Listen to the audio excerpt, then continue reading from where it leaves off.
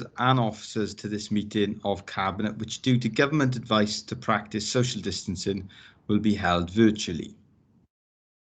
The meeting is being recorded and will be available via the Council's website to be viewed as soon as is possible following the meeting. Most participants in the meeting will be accessing this meeting from remote locations. Please could everybody ensure that mobile phones are switched off or to silent mode. Members will have received an electronic copy of the agenda.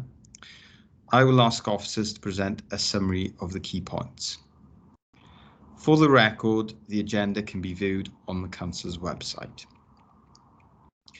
Members and officers will be speaking at various points during the meeting, and those speaking may switch their cameras on at that point, but I would ask that with the exception of myself as chairperson, at all other times you keep your cameras and microphones switched off, as this will help to minimise any background noise and interference and to ensure the connection remains as stable as possible.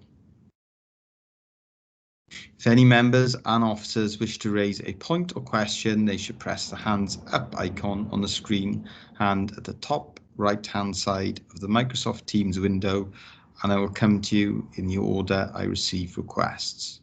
Please lower your hand once you finish speaking. The chat button has been disabled for this meeting. Please do not use your microphone until I invite you to do so. Officers from Democratic Services will be supporting the meeting and will be monitoring the use of microphones throughout the meeting, and where necessary will mute those not being used. Before we formally commence, I will now ask the officer from Democratic Services to announce the names of the councillors in attendance at this meeting. Michael, please. Thanks, Leader. Cabinet members in attendance today are Councillor Charles Smith, Cabinet Member Education and Regeneration, Councillor Denisha Patel, Cabinet Member Wellbeing and Future Generations, Councillor Hugh David, Leader and Chairperson, Councillor Howell Williams, Deputy Leader, Councillor Nicole Burnett, Cabinet Member Social Services and Early Help, and Councillor Richard Young, Cabinet Member Communities. Thanks, Leader. Thank you, Michael. I would also ask the officers to introduce themselves as and when I invite them to speak during the course of the meeting. Officers too should ensure microphones and cameras are switched off when not in use. I will now proceed to the agenda. Apologies for absence. We have not received any apologies for absence, as all Cabinet members are present and all members of the Corporate Management Board are present. We will now receive any declarations of interest of a personal and or prejudicial interest from members and officers in accordance with the provision of the Members' Code of Conduct adopted by the authority in September 2008. Are there any declarations of interest, please, from members or officers?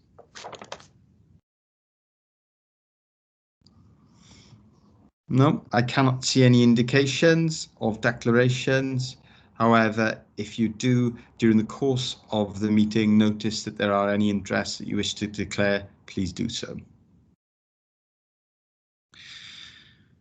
We will now receive the minutes of the last meeting of Cabinet that were held on the 9th of February 2021.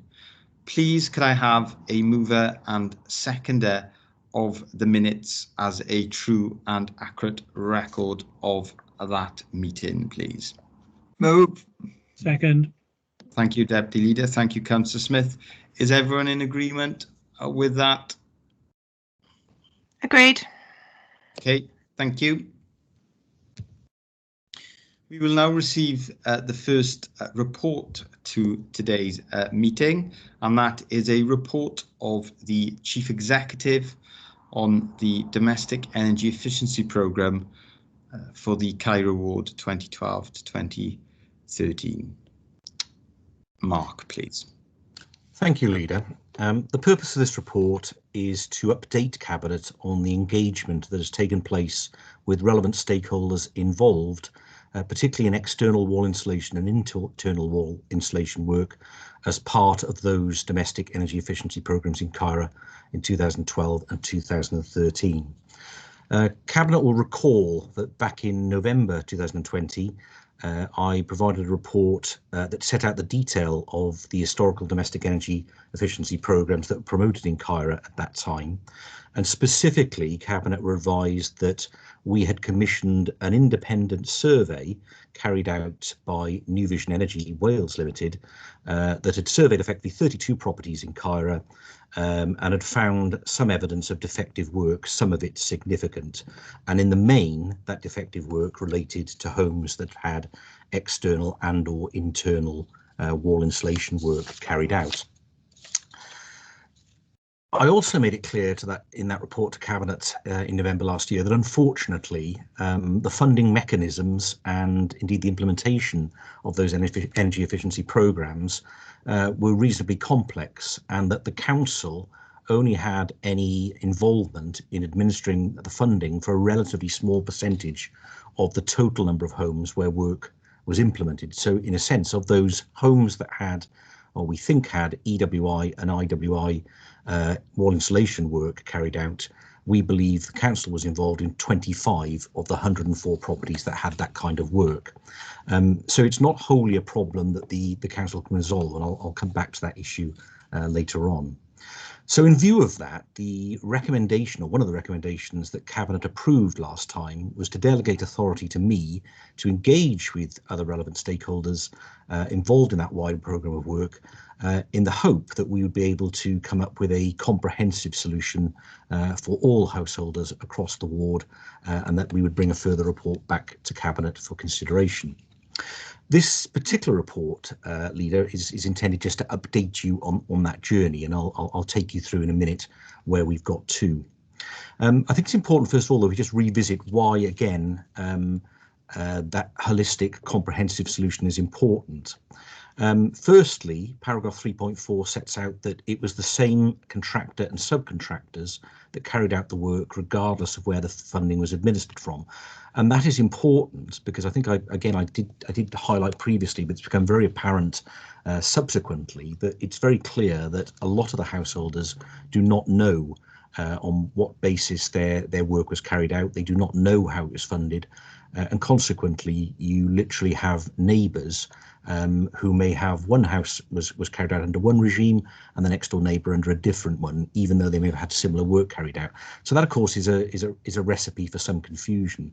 So in the bottom half of paragraph 3.4, you can see that most of the properties in Cairo were carried out, work was carried out and paid for using the Community Energy Savings Programme, CESP, and the Carbon Emission Reduction Target Programme, CERT, which were national schemes promoted by the UK government, which required the main energy companies to pay for carbon savings in areas of the country such as Cairo, which are identified as the most at risk of fuel poverty. So again, just to reiterate that, you have over 100 properties where external wall insulation or internal wall insulation work was carried out.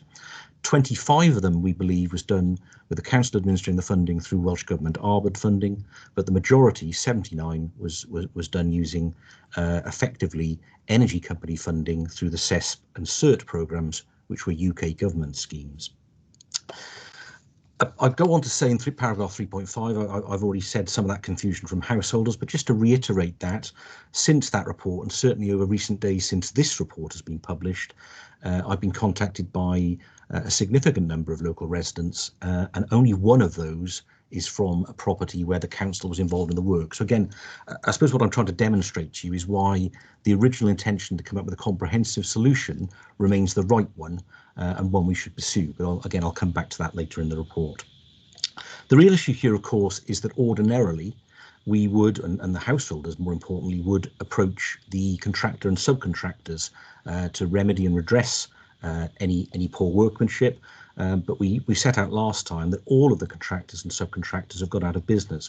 And that leaves a particular problem because there isn't any particular recourse that people can go to. So the situation, if I were to summarise, is that you have a large number of organisations involved, but probably none of them have any direct liability. Hence, again, this reason where I'm very keen to try and pull everyone in together so that there's redress for all of the residents.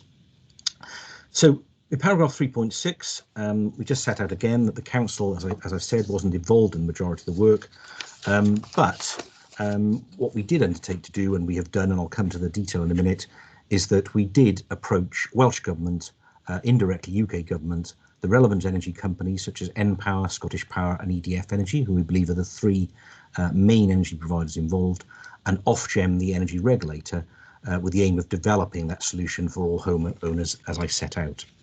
So if I move to paragraph 4.1, Cabinet and Leader, in terms of the current situation. So initially, a letter was sent to all of the energy companies. As I say, based on our own investigations, we believe those three main energy companies were involved. We have, in due course, received responses from all of them, some more comprehensive than others. And perhaps not surprisingly, all of them have consistently set back that they don't believe that they have any direct responsibility because they were not directly involved in the work within CAIRA. They effectively, as I understand it, they buy back carbon savings off a list. Effectively, work is carried out and the energy companies effectively have to pay for some of that work as set out by UK government up to a certain level. So unfortunately, the initial response from the energy companies has not had much traction and doesn't seem to be immediately a way to resolve this matter. Importantly, because the work was carried out as I described under the certain CESP schemes, the other key issue here is that those were schemes that were signed off by both UK government and the regulator, as I understand it, back in 2014. So again, you also have this issue of it being a historical matter, which is now at least 6-7 years since those schemes were signed off. Further to that, therefore, we then arranged 2 meetings with senior Welsh Government officials. We already knew, and again, I think this was set out in the original report, that Welsh Government's starting position was that the RBED scheme was administered through local authorities, and therefore Welsh Government believed that by passing the money to us, that effectively they don't have any direct liability for any issues with the RBED scheme. However, we were able to explain to them that this was a bigger problem than RBED, and that in a wider public service sense, we wanted to engage with them and seek their support to hopefully influence some of these other bodies. So we had a second meeting with Welsh Government officials, which they called Together with Ofgem. And this, I think, was a helpful meeting. It helped clarify a number of the issues which at times it's been difficult to get full details on because of the historical nature of the schemes. But in paragraph 4.4, the key points that emerged from that meeting were, indeed, as I said, the CESP and CERT schemes were closed and signed off many years ago. And also, Ofgem confirmed the indirect role that the energy companies had in the work. And so they said themselves it would now be difficult to pursue those energy companies for any redress. They did make the point, which I suppose is reassuring to an extent for the future, but doesn't help for the past, that subsequent UK government schemes have adopted the learning from these early schemes, and there are now greater checks and balances in place to ensure the quality of work and relevant insurances are in place. Ofgem also made the point that they were the administrator but not the regulator of the CESP and CERT schemes. They also, importantly on the back of that, believed that they didn't have any further power to intervene with regard to this matter. And finally, we did talk to them in a preliminary way about whether there would be a way of perhaps using current government schemes such as ECO as a means of investing in homes in CAIRA. I think the issue here, again, just to be entirely honest, is that the new government schemes will obviously be prioritised to installing new energy efficiency measures and not for correcting or making good historical ones. So that may not be wholly a solution, but again, it was something that came from that meeting. So in view of that, in paragraph 4.5, and in terms of perhaps where we currently are, the following actions were agreed. First of all, and importantly, that Welsh Government would approach the UK Government so that there was a full understanding at UK Government level of the current issues. Now, again, this is important because, as I understand it, these are not issues that are localised to Bridgend. They are issues that, as I understand it, are throughout Wales, but also potentially throughout the UK. So there's a much bigger issue here which needs to be addressed, in my opinion. So we've asked Welsh Government to approach them, and obviously what we're seeking is for UK Government to become involved in helping to address the issues on that wider scale. Secondly, and importantly, Welsh Government officials confirmed that they would raise the matter with Welsh Government ministers by means of policy advice. That becomes important because that, of course, will determine the appetite of Welsh Government to become involved and indeed to intervene, particularly with regard to the RBED scheme, which they, of course, promoted, as opposed to the CESP and CERT schemes, which were UK Government promoted. And finally, Ofgem said that they would go away and look more closely at schemes such as ECO to understand whether that may provide a partial solution to any redress for the properties.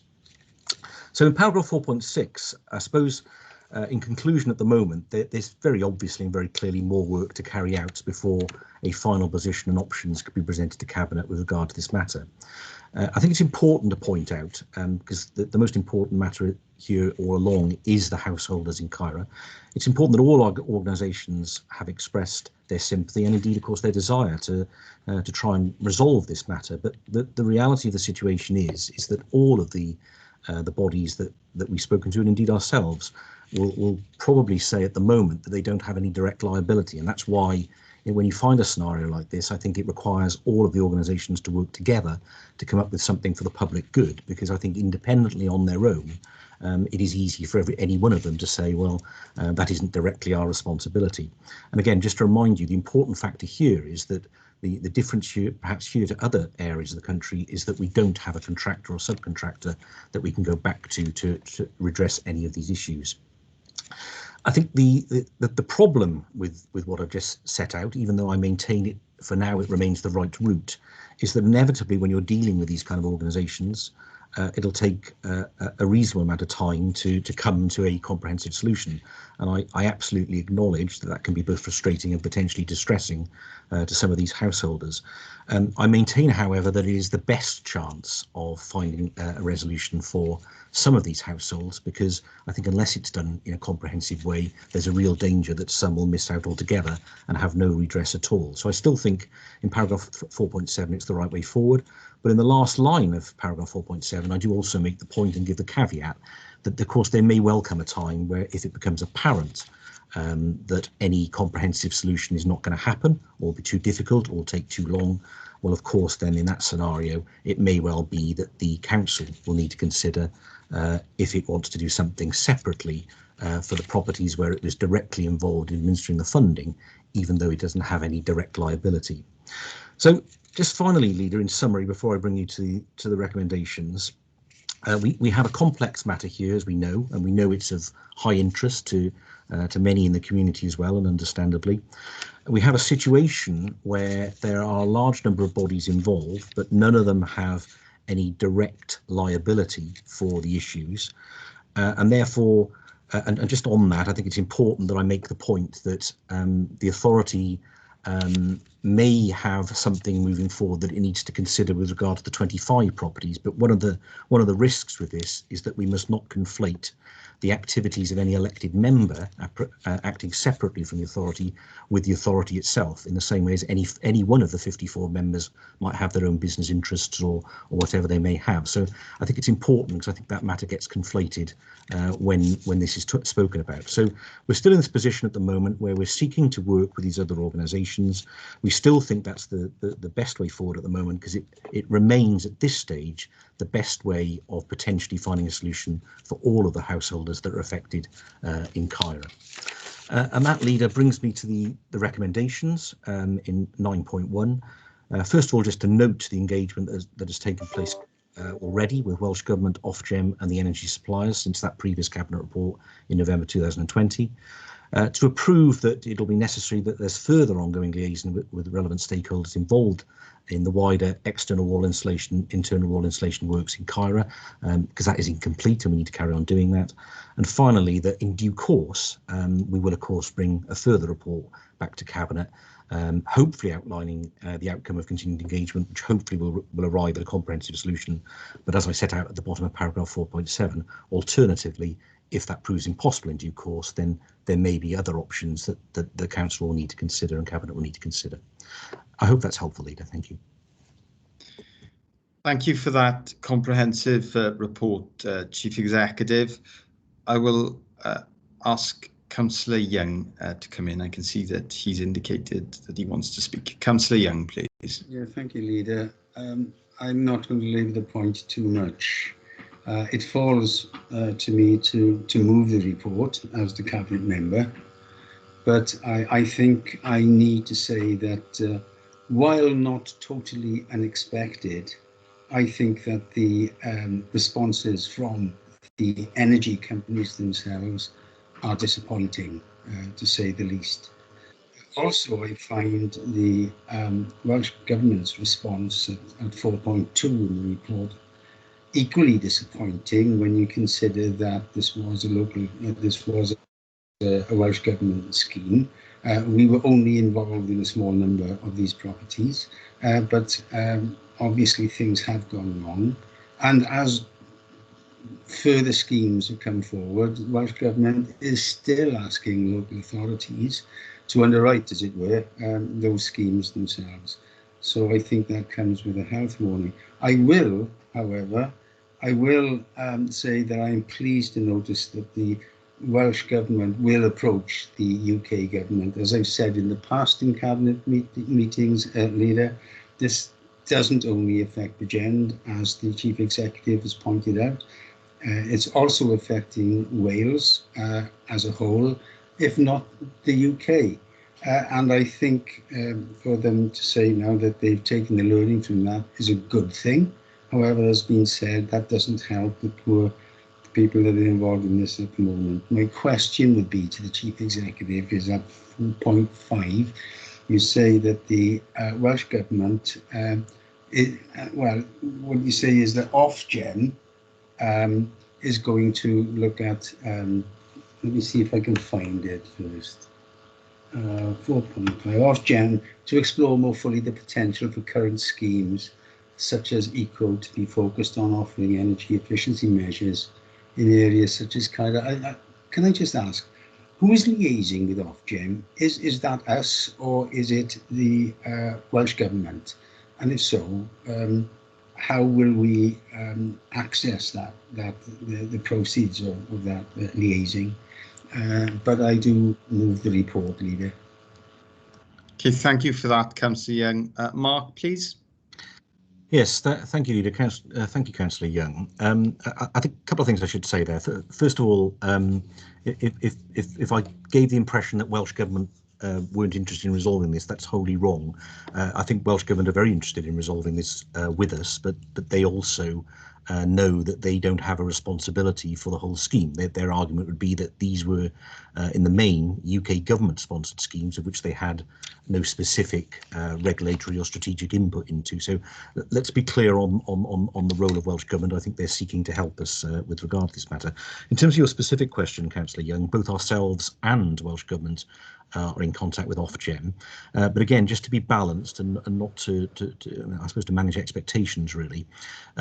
What Ofgem have said they'll do is have a look at whether any UK government schemes potentially could help us. But just to be very clear here, you recall in the original New Vision report that it talked about an estimate of £16,000 per property to remove the current poor workmanship type cladding that have been put on some houses. So what any UK government scheme, including ECO, will not do is pay for that removal. So what you have is a problem already where you have to first of all remove any poor workmanship before you could then consider potentially anyway installing additional energy efficiency measures in. So ECO or any other UK government scheme will not be the whole answer here. However, it could be part of the answer, which brings me back to my original point, is that if all of the organisations can be persuaded to work together, then there may well be a comprehensive solution that can emerge. Whereas if any one of the organisations goes it alone, including ourselves, then you end up with a very piecemeal solution. And I suppose that's the key point I wanted to get over on that. Okay, thank you for that. I may just come back. Can I just say Yes. and thank the Chief Executive Officer. I'm very reassured by his clarification on the Welsh Government position, and I look forward to finding out if we can genuinely find a cast iron way forward in the matter. Thank you very much. Thank you, Councillor Young. And just to confirm, Chief Executive, it is your strong and firm recommendation that we continue the engagement that has taken place with Ofcom, Welsh Government, and other organisations that were responsible for the majority of the work and the majority of the properties that have been affected by this scheme. It absolutely is at this stage, Leader, for the reasons I set out, and just to perhaps illustrate that, I've been in contact with a number of residents over recent days. If we were to go down any other route, where, for example, the council was minded to simply look at the properties where it was administered in the funding, and I know that's an if, but even if we were, then I think the picture I see is that there is then no redress for those other residents that are approaching us. So at least by the council taking on board the case for all of the residents in Caira that have been affected by this, then there is a chance of someone representing them and someone pushing their case at both a Welsh Government and UK Government level. I genuinely think, and perhaps the evidence of that is the last 7 or 8 years, without someone pushing that case on a more comprehensive basis, then people are going to fall through the gaps. And I think that's going to lead, I think I've said this to you directly, I think that's going to lead, unfortunately, to confusion, anger, and potentially bewilderment about why some properties may have redress and others do not. So at this stage, absolutely, I think it is. But I did make the point and the caveat that there may well come a point that if it becomes apparent that we can't come up with that comprehensive solution, then of course we may have to consider other options. Okay, thank you, Chief Executive. The Cabinet Member for Communities has moved the recommendations. Do I have a seconder for those recommendations, please? Second. Thank you, Councillor Smith. And of course, we will receive a report to Cabinet in the future as soon as a report is available. Is everyone in agreement with those recommendations, please? Agreed. Agreed. Okay, thank you, colleagues. Thank you, Mark. The second report to Cabinet today is on the Bridgend Town Heat Network Project Phase 1. It's a report of the Corporate Director for Communities. So over to you, please, Janine. Thank you. Thank you very much, Leader.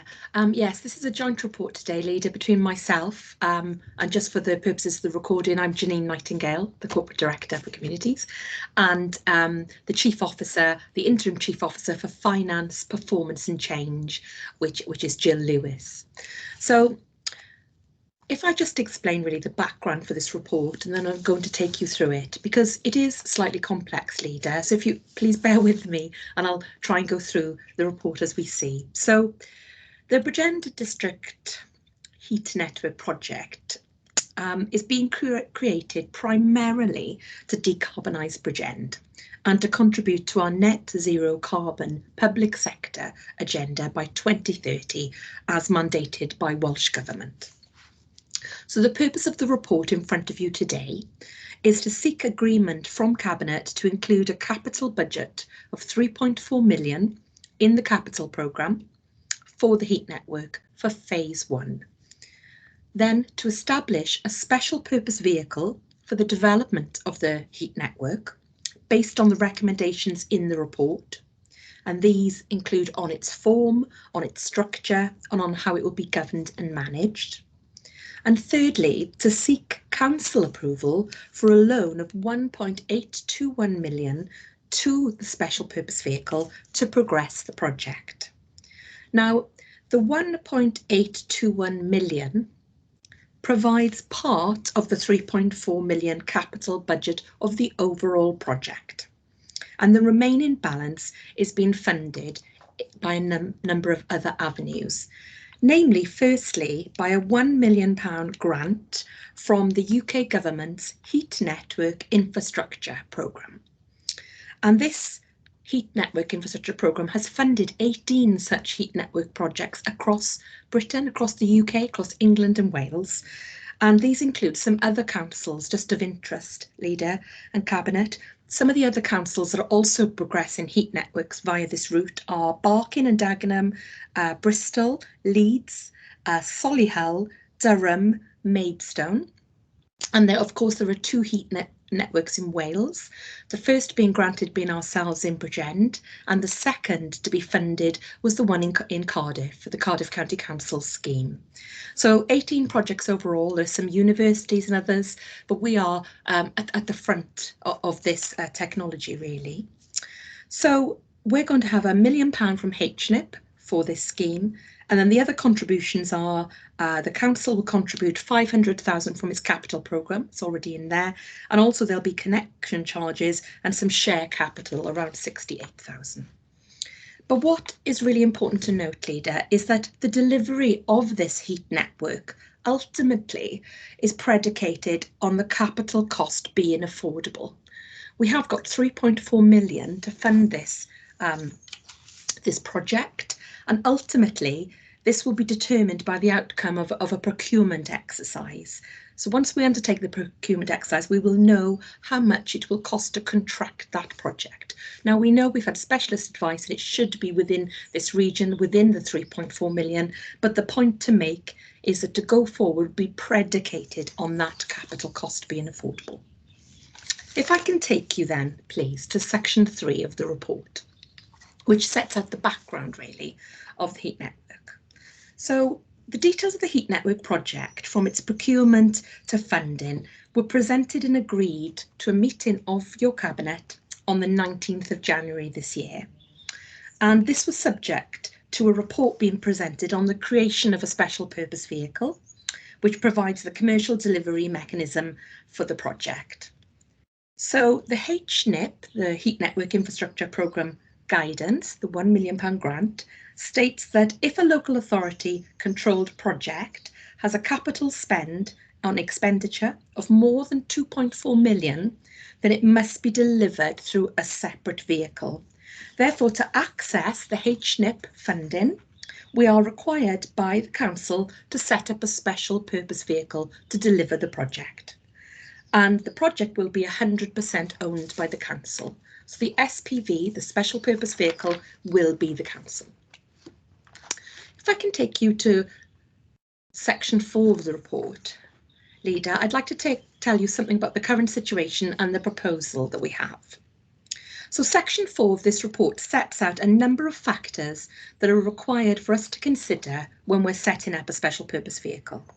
And we've been advised some specialists on this. We've used some of the HNIP funding early, some of the funding that was available to develop the scheme, to commission specialist consultants, Brody's and ACOM, to assist us with this. And they've been working on heat networks all over the UK. So what we're looking at is the benefits and risks. We're looking at the form of entity to be established, the constitution of any SPV, the practical arrangements for governance, management and administration, and any contracts that need to take place between the council and the SPV itself. And as you have no doubt read the report, I will draw your attention to a number of areas, if I may. Firstly, it's proposed that the SPV, the special purpose vehicle, will be called Bridgend Heat and Power Limited. And it will be established under section 111 of the Local Government Act 1972.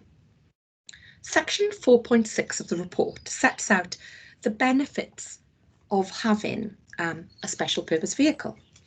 And in essence, what some of these points say is that the special purpose vehicle can provide skills for this specialist project that are not available in the council. It can be used to deliver wider 2030 decarbonisation projects. It's independent from the council and can make best decisions in the interest of the project. And also some operation and maintenance risks can be transferred out of the council and to the SPV. 4.7 Leader outlines some of the risks associated with setting up an SPV, and I'd like to take you through some of these now, or outline some. Some of the risks are the costs setting up the SPV and the ongoing costs of its establishment, such as auditing, accounting, governance, and an allowance of 40,000 has been set up and established into the cost model, and this will be reviewed regularly. The council doesn't have any experience of running a company, so resources will have to be dedicated to the SPV. The SPV can introduce procurement risk on energy supply, where energy services are provided to the public sector. However, this is mitigated currently as the council is the only SPV customer and is TECL compliant. Creation of a heat network also opens up operational risks, of course. However, the combined heat and power unit that we're proposing to use at the Bridgend Life Centre is highly mature technology, and it's operated for many decades across the UK, and it's well understood. And we're also looking to appoint specialist contractors to operate the system for us. Section 4.8 of the report talks about an independent board of directors that will be required, with representatives from the council and those with relevant experience in the private sector, because having technical and sector experience will give the SPV credibility, and it will also support commercial decision making.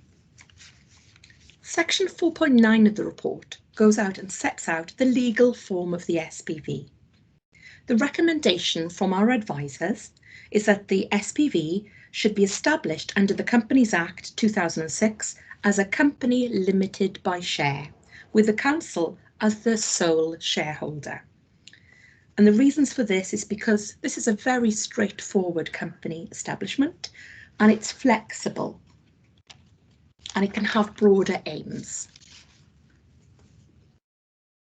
4.12 sets out what other legal structures that we considered but were dismissed. Section 4.13 of the report talks about the objectives of the SPV, and any special purpose vehicle has to have objectives set out in articles of association. And we have made these so they are broad enough to take account of the special purpose vehicle activities over time, should we want to increase them, but narrow enough to constrain the activities appropriately. The main objective, of course, is to deliver decarbonisation and contribute to our 2030 net zero carbon agenda, to provide low-cost energy, to capture economic activities, and to promote the well-being of our citizens. I won't go through all the other objectives in detail, but basically they cover things like generating and supplying electricity, looking at other strategies for energy efficiency, and importantly, providing affordable energy to reduce fuel poverty. 4.17 of the report looks at the SPV constitution, and the constitution will be part of the Articles of Association. The subsections of 4.17 set out how the board will look, how many numbers of directors, how many board meetings, what constitutes quorum, and what the board directors' terms are.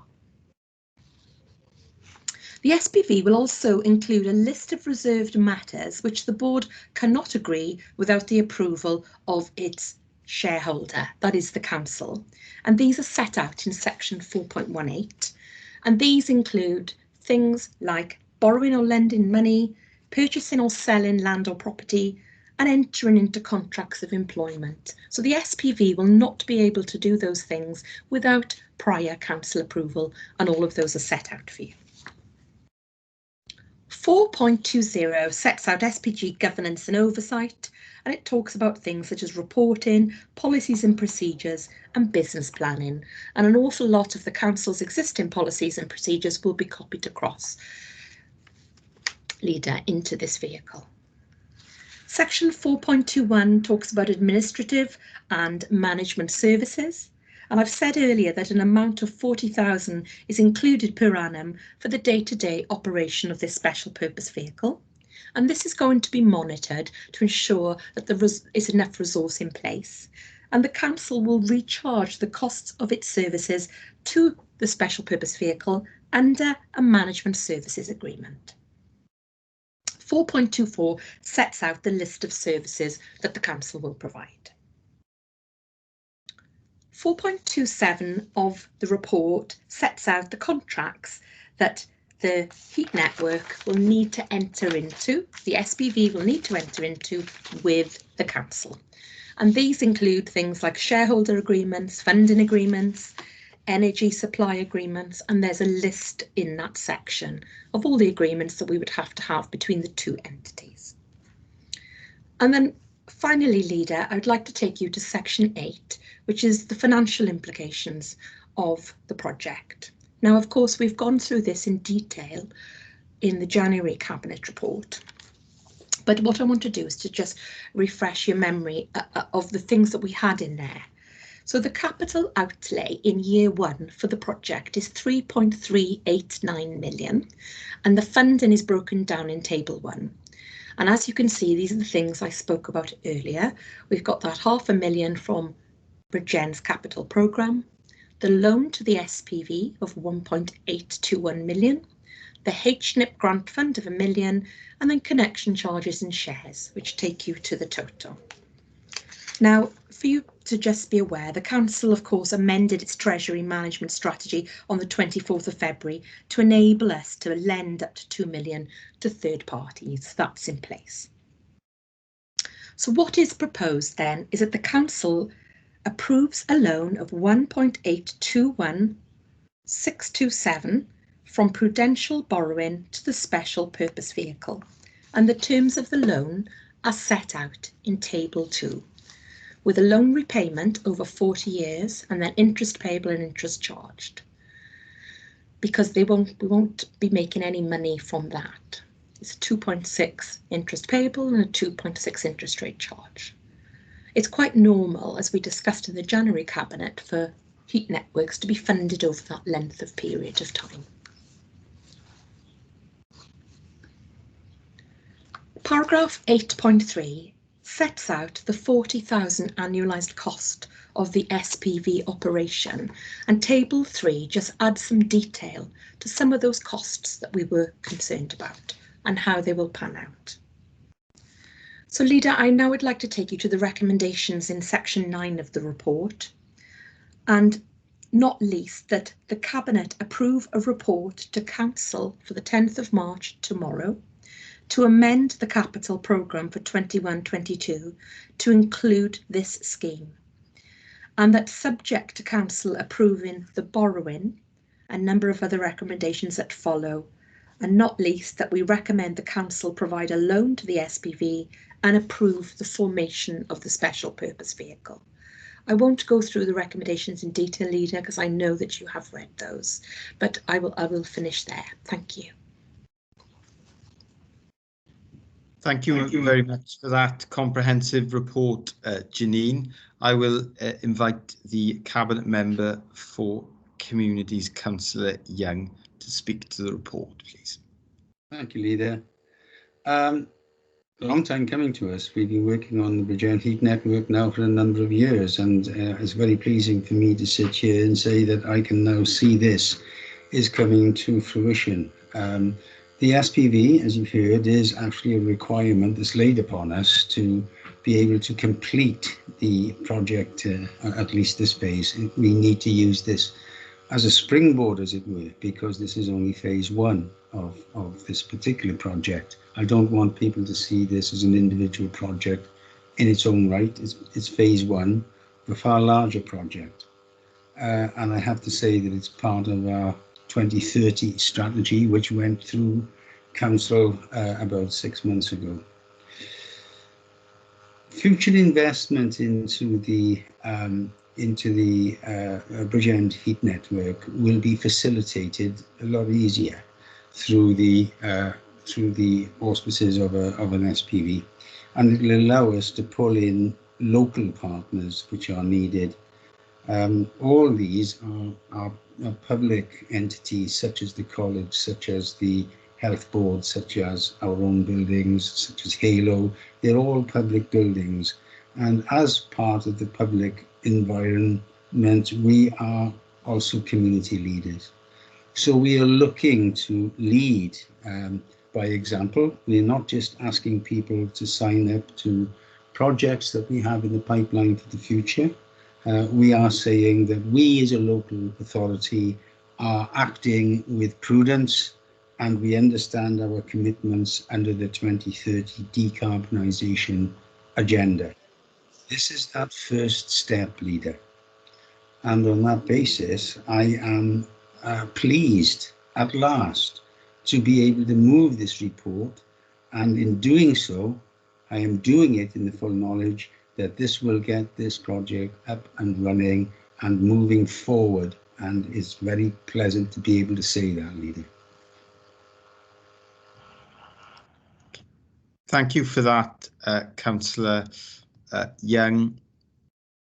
It is a project that has been a long time in the making, because it is a complex project, and it is, as Janine has referred to, an innovative project. We are the first in Wales to be undertaking this type of initiative. Can the Corporate Director for Communities confirm that the funding that we have secured from the UK government is funding that is predicated on us creating a special purpose vehicle to invest that funding in this technology? Also, can the Corporate Director for Communities confirm that this is one of the central projects in our vision and plan to reduce the carbon footprint that we have towards zero carbon?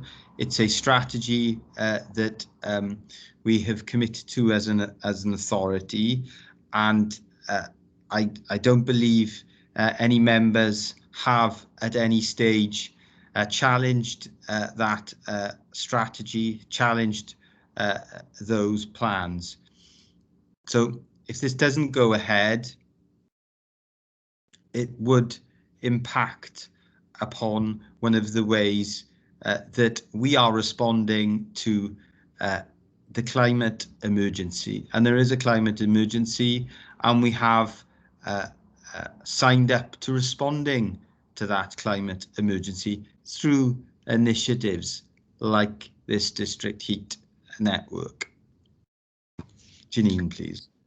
No, absolutely, Leader. Everything you said is correct, actually. So let me just confirm the HNIP funding, the Heat Network Investment Programme, is predicated on us setting up a special purpose vehicle to deliver this network. So it's one of the conditions of the grant, and it's what other heat networks that I talked about in Barking, Bristol, Cardiff, Solihull, it's what all local authorities are doing, is setting up this special purpose vehicle so they can deliver this heat network and receive the grant funding. So that's the first one, Leader. We have no choice, really. We have to do that. And then, of course, what is important, really, is that if we didn't set up the SPV and we couldn't access this money from HNIP, it just goes back to the central pot, and then somebody else would apply for the money. We can't use it for any other purpose other than the heat network. The second point, Leader, is that we have now made a commitment to putting together a Bridgend 2030 decarbonisation strategy, Bridgend 2030, and this is something the Welsh Government have asked us to do. and it's part of a much wider piece. It's part of the United Nations Paris Agreement for climate change, is part of the UK government's climate emergency, part of Welsh government's climate emergency.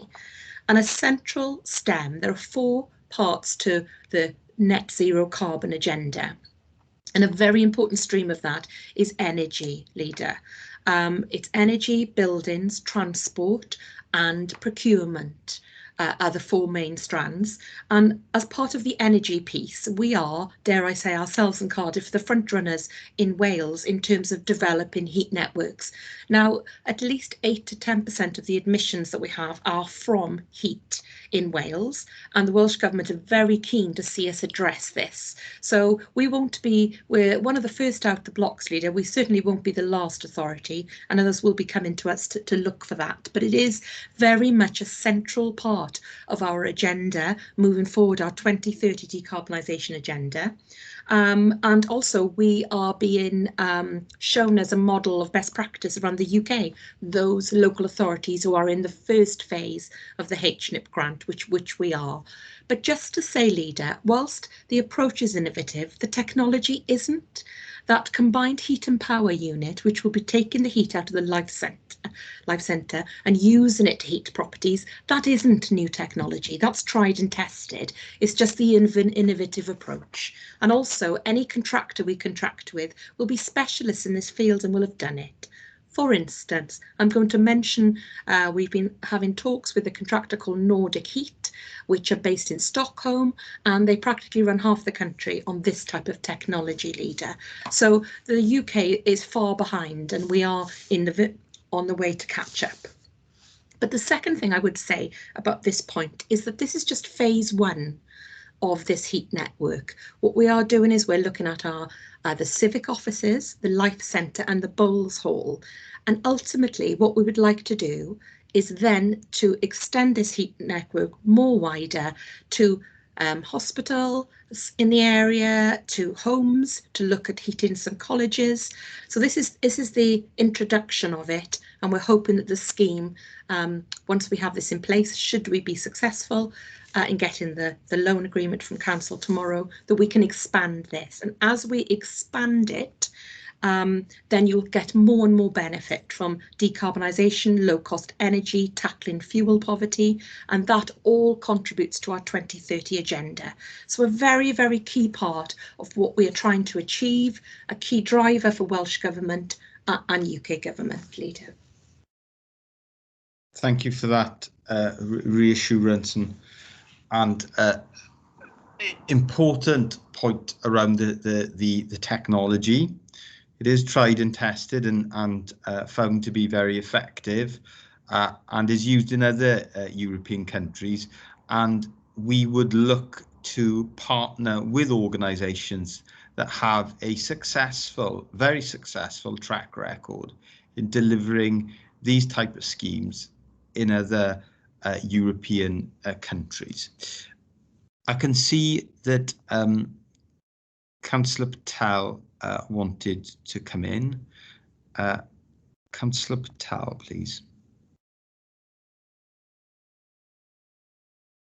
Thank you, Leader. I just wanted to come in to second the recommendations made by Councillor Young. I think it's a really interesting report with a lot of detail.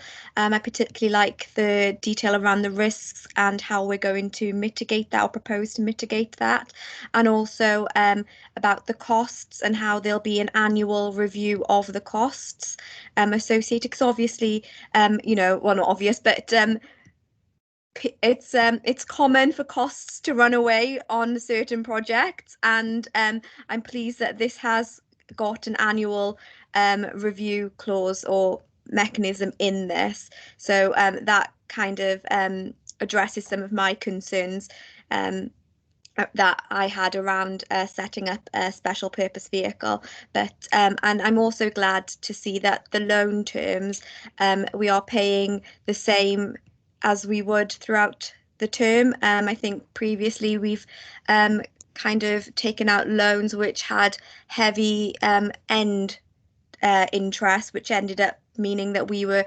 burdening our future generations with debt. And so I'm pleased that actually it's a consistent figure. So yeah, happy to move second the recommendations. Thanks. Thank you for that, Councillor Patel. So the recommendations have been moved and seconded, and of course there will be an opportunity for members to discuss key aspects of this project tomorrow, if everyone is in agreement with the recommendations, as the first two recommendations are that report tomorrow's full council is endorsed by this cabinet, and this is included in the capital programme. Is everyone in agreement with those recommendations? Agreed. Aye. Great. Yeah. Aye. Thank you, colleagues. Thank you, Janine.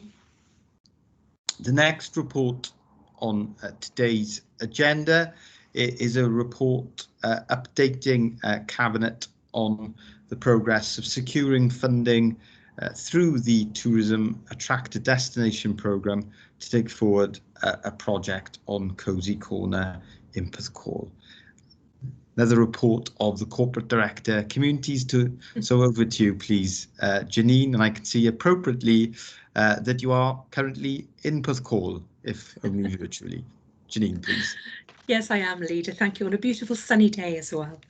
So, Leader, the purpose of this report, as you have said, is to update the Cabinet on the progress that we've made in securing funding through the Tourism Attraction Destination Programme to take forward a project at Cosy Corner. And it's also to commence the process of appointing architects to further develop the project detail. So I'll take you very swiftly through this report, Leader, if I may. The background of this report,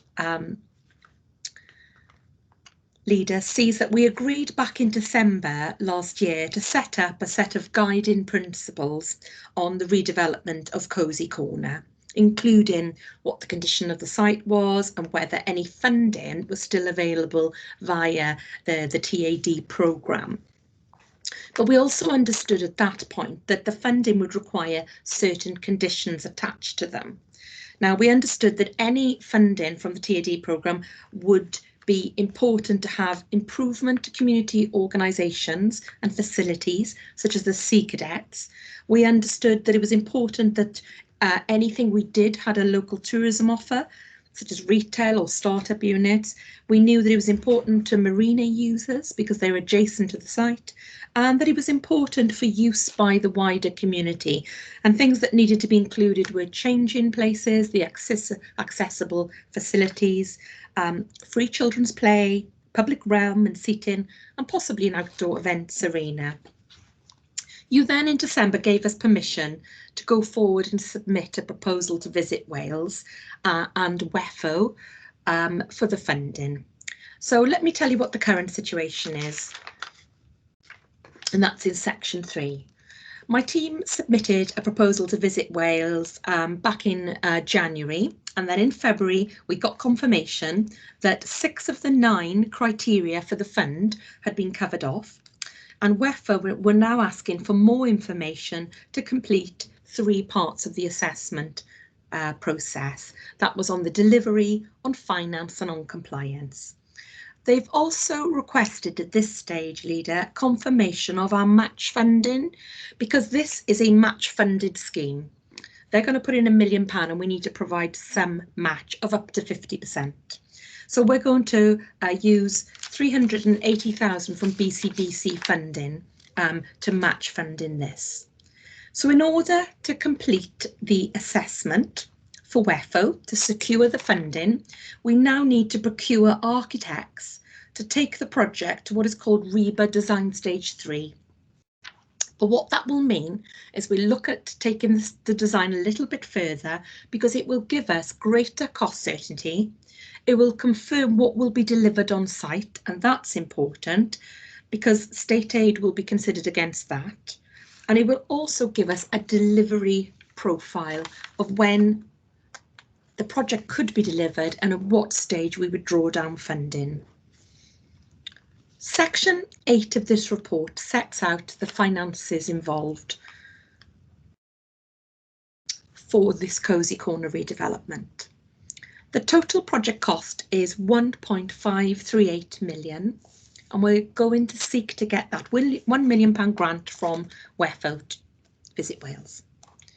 BCBC will then match fund up to 50%. We're going to use the land value of 153,000 and 384,000 from some of our funding to match fund our contribution.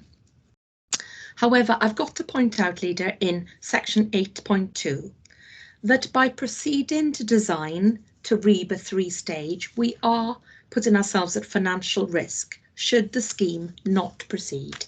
And the financial risk is in the region of about 75,000. But if we don't go to REBA 3 stage, then without that detail, we cannot secure the £1 million funding. So we're at a situation now where in order to proceed, we need to commit in the region of 75,000. But that can be taken from our match funded contribution. So the recommendations in section 9 then, Leader, are to authorise myself as the Corporate Director of Communities to proceed at risk, as we've discussed, with the development of the remaining information required by WEFO and Welsh Government, and to utilise the agreed direct match funding of 384,000 in order to secure the £1 million grant. And once we have done this, to receive a further report once WEFO and Welsh Government have completed their assessment on what the potential funding could be before we progress further. Thank you, Leader. Thank you very much, Janine, for the update and the speed at which you and your team have moved to ensure that we can develop the site in an alternative way, and that we secure this investment in the town of Porthcawl. I can see that Councillor Smith, as the Cabinet Member for Regeneration, wants to come in. Councillor Smith, please. Thank you, Leader. Yes, I support the recommendations in the report, and I thank Janine and her team for putting this together, and for keeping me and Councillor Young fully informed of the possibilities there for Cosy Corner. I think we've got some rational plans there, ranging from simple restoration to something quite special for Porthcawl. This is an iconic site. That's a word I try to use with some discretion, but it is iconic. It forms the elbow between the Western Esplanade and the Eastern Promenade, which both figure strongly in our regeneration ambitions. Our main principle is that this will remain public realm. It will be an inviting place for people of all ages, and hopefully in I can't say all weathers, because there are extremes these days, but for most weathers.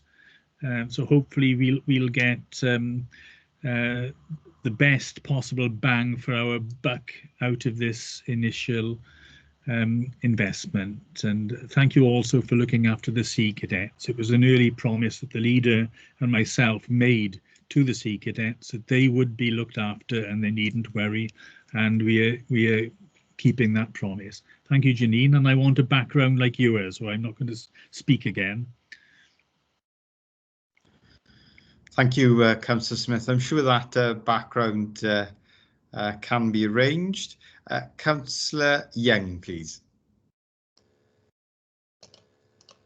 Thank you, Leader. Yeah, I think that background's Road Park, isn't it, Ginny, in Cardiff? Can I just say that I echo everything that Councillor Smith has said. I was excited by the report because it means we can now move ahead with the Cozy Corner site, and there have been a certain amount of disappointments in that area, but I think it's incumbent on us to hold faith with the people of Porthcawl.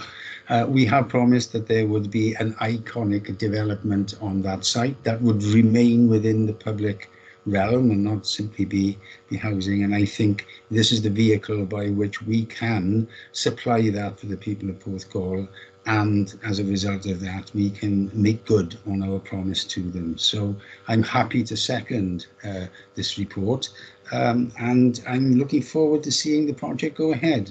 Thank you to you and your team. Thank you very much.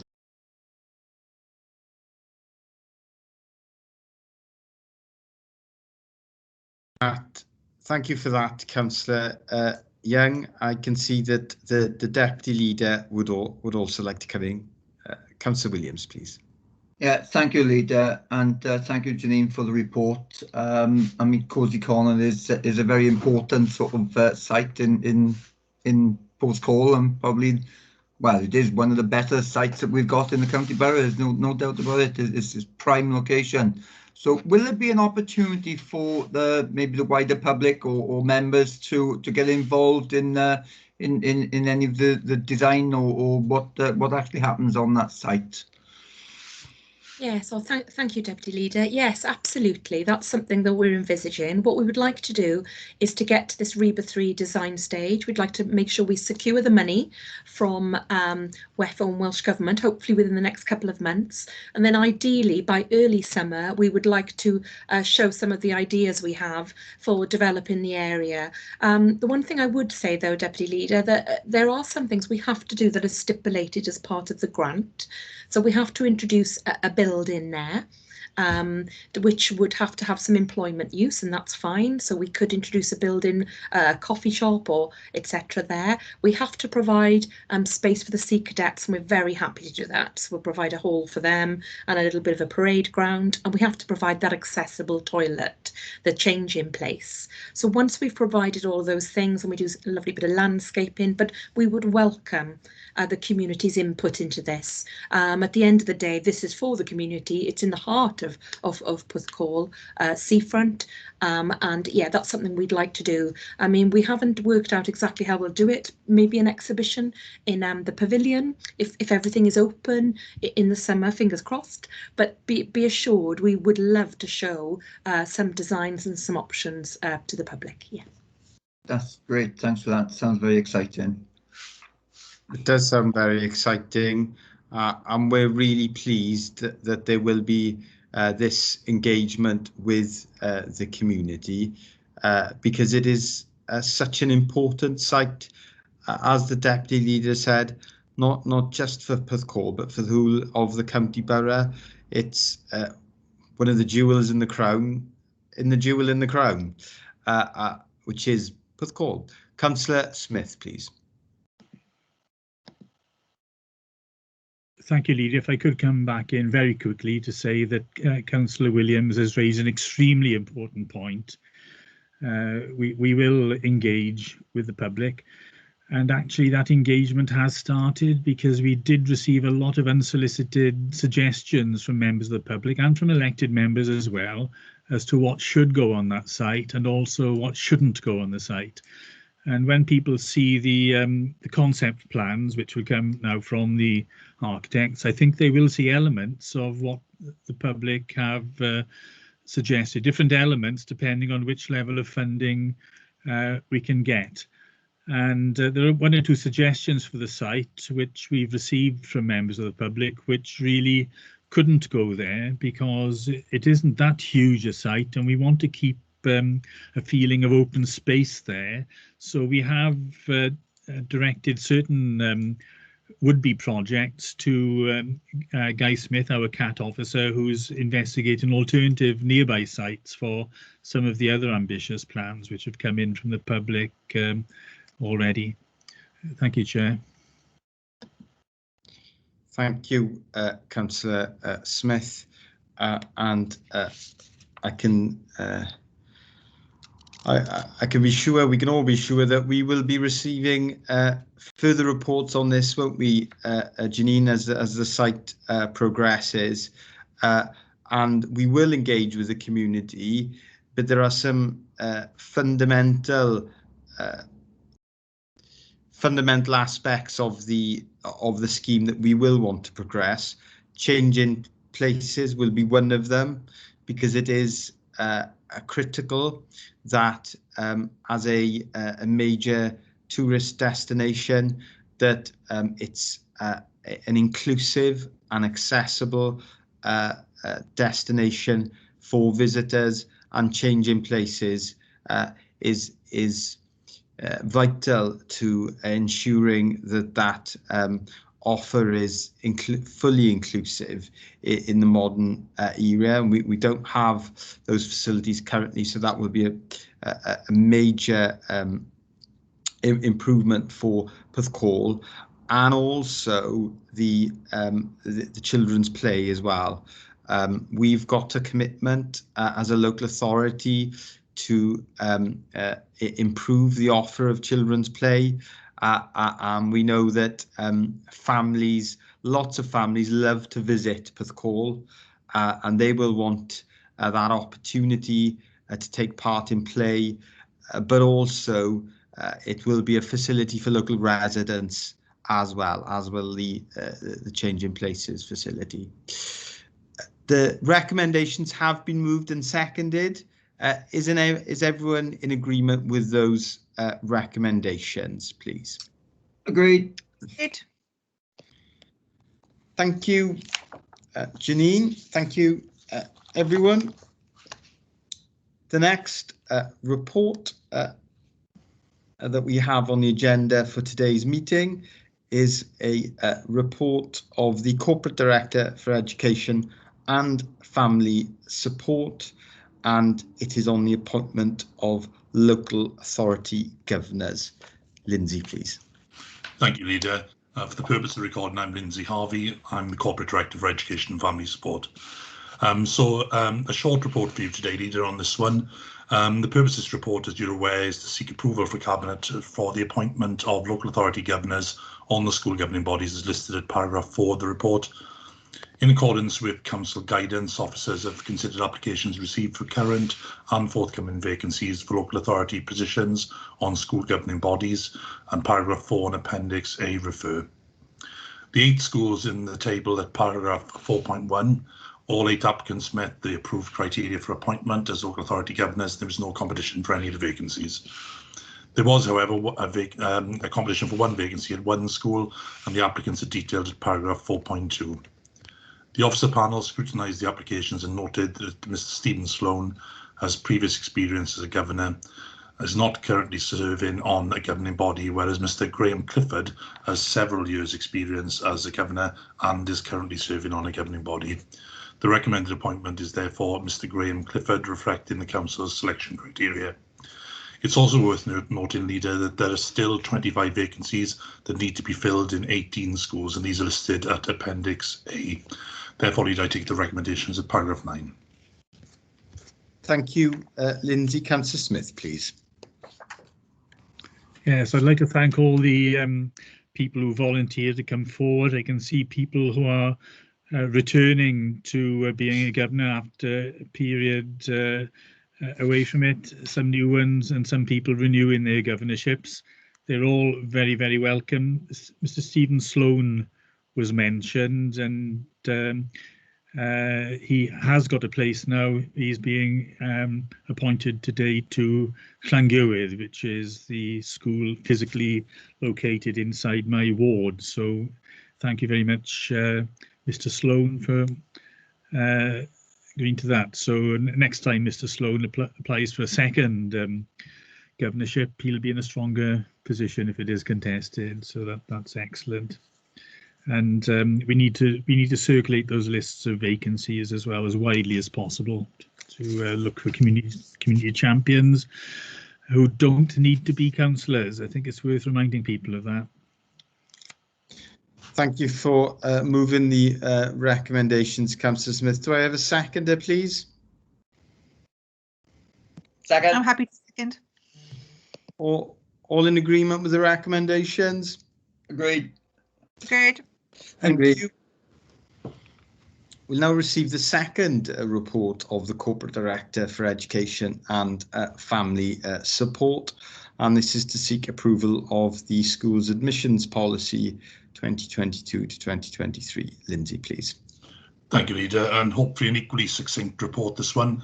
The purpose of this report is to seek Cabinet approval for the school admissions policy 2022-2023. You'll be aware, Leader, that the school government's School Admission Code 2013, the code, as just referred to in this report, requires admission authorities to act in accordance with the code. The Council must act in accordance with the said code and as determined by the School Standards and Framework Act 1998.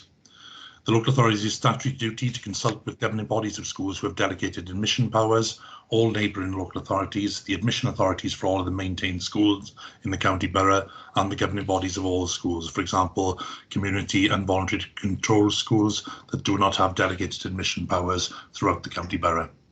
The local authority is required to annually publish an admissions policy and guidance on the admissions arrangements for its schools. Leader, you will note that the Bridgend Admissions Forum agreed a draft school admission policy for 2022-2023 as per the requirements under the code. The consultation period for the 2022-2023 policy was the 19th of January this year to the 19th of February, and the table of paragraph 4.3 details the representations received as part of the consultation and the actions taken in response. Therefore, Leader, I'd like to take you to the recommendations at paragraph 9. Thank you for that. Lindsay, Councillor Smith, please. Yes, I support the recommendations and propose we accept them. Lindsay can correct me if I'm wrong, but I don't think there are any material changes in the policy this year compared with last, simply some clarifications, mainly referring to Welsh medium education. If there were material changes, that would be much more deeply discussed in the forum and through consultations and so on. So I think we can just put these recommendations through without any controversy. Thank you, Councillor Smith. Leader, as Chair, I can confirm there are no substantial changes. No, thank you, Councillor Smith, and thank you, Lindsay. I note at 4.3 that where points have been made, they're legitimate points, but they're not necessarily points that need to be addressed in the admissions policy. They are addressed elsewhere. So we do thank those representatives that have contacted us specifically about Welsh medium provision, but the points are addressed elsewhere. Can I ask, Lindsay, if any members have been in touch about the school's admissions policy? And also, I'm pleased to see that there is specific reference in there to children of serving UK service personnel and other serving Crown services, including diplomats. Under our Armed Forces Covenant, we do have a responsibility and a duty that Councillor Young leads on, and I'm pleased to see that that is reflected in our admissions policy. Thank you, Leader. So I can't confirm, cannot confirm, just to be clear, whether members have contributed to this, because it's just the broad brush headlines that come under the code, but I can certainly provide that information if Cabinet is so minded. Thanks, that would be useful. Thank you for that, Lindsay. So the recommendation's been moved by Councillor Smith. Do I have a seconder? Second. All agreed? Agreed. Thank you. Thank you, Lindsay. We will now receive the first report of the Corporate Director for Social Services and Wellbeing, and it is an update on the funding and contractual arrangements for our care home services. So Claire, please. Thank you very much, Leader. For the purpose of the recording, I'm Claire Marchant, Corporate Director of Social Services and Wellbeing. The report before Cabinet today sets out proposals for the funding and contractual arrangements for providers of older persons independent sector care homes in the county borough for a period of up to the next 6 years. The purpose of the report is to provide Cabinet with feedback received from care home providers in respect of the viability of establishing an openly procured and flexible framework of care home provision as approved by Cabinet in March 2020. To seek approval to continue the waiver from contract procedure rules and to seek approval to enter into new contracts with existing residential and nursing care providers and any new providers who set up provision in the county borough, and also to set out the fee setting approach to be undertaken for the older persons care home sector for the year 21-22. So the report that you have before you this afternoon can appear quite a technical report, but I think it is important in my introductory remarks around the context to remind Cabinet that care homes, nursing and residential provide accommodation, care and support for the most vulnerable citizens in the county borough. As the report sets out, there are 19 independent sector care homes in Bridgend providing 780 beds, of which around 50% are funded by the County Borough Council. The rest of the beds are occupied by people who are self-funding themselves or commissioned by the Cwmtaf Morgannwg Health Board. I think the last year for all of us, but particularly for the care home sector, has been the most challenging in many people's existence. And I think it is important in looking at the recommendations within this report that the context in which the care home sector in the county borough has been operating is understood, and particularly that impact on the residents within care homes. Bridgend and all local authorities in Wales have got a statutory duty to arrange provision of care home accommodation of sufficient quality and quantity to meet needs. And we must develop plans and through our actions and relationships ensure that we have a stable care home market so that the needs can be effectively met in a timely way. In order to effectively stabilise the care home market and through those positive relations with the care home sector, the council has waived competitive contract procurement regulations previously on 3 occasions as set out within the report. And the rationale for these previous decisions and the recommendation set out in this paper is that it presents too great a risk to the local authority's ability to secure sufficient and quality capacity to meet needs to enter into those procurement arrangements. And the risk assessment undertaken as part of this report set out in 4.10 sets out that the likelihood and impact of undertaking a procurement exercise to our ability to meet people's safety and well-being outcomes are significantly higher than the risks of compliance and challenge, which would be which we would have of not undertaking an open procurement exercise. Critical in this risk assessment is the indication in the consultation undertaken that's set out within the report that 25% of our providers were significantly concerned with the proposal, particularly given the impact of the pandemic on their ability to effectively respond at this moment in time. The report does provide assurance of the contractual arrangements that are in place through spot purchasing, through individual contracting arrangements, which mean that we do work very closely with providers to ensure that we are able to assure ourselves that they can meet individuals' needs and also reflect their home of choice. The paper in 4.15 sets out the arrangements contractually that are in place. The paper also requests permission to use those same contractual arrangements for any new suppliers who enter the market. And I think this period post-COVID is going to be a very critical one in terms of developing our market stability plans and those relationships with providers to really understand post-pandemic what the need for care and support services and for care home services is going to be. I think there are a lot of lessons that we'll be learning in exactly the shape of that market going forward. And we will be working with our partners across the Cwmtaf Morgannwg footprint, neighbouring authorities and the Health Board to develop those plans. The paper also sets the outcome of a review of the fees paid to care home providers for accommodation, care and support commissioned by the council. We are legally required to understand the cost of care and to set fees for care and support accordingly, which fairly reflect that cost of care. The fees proposed for this coming financial year reflect a 1.62% increase linked to inflation and increases in the national living wage. In addition, the paper proposes investing a further £250,000 to support care providers to address workforce pressures, recognising the value placed on frontline care workers. Further work will be undertaken in advance of the 22-23 financial year to fully understand the cost implications of real living wage costs being reflected right across the care sector and in the care home fees, recognising the stated policy intention in this regard.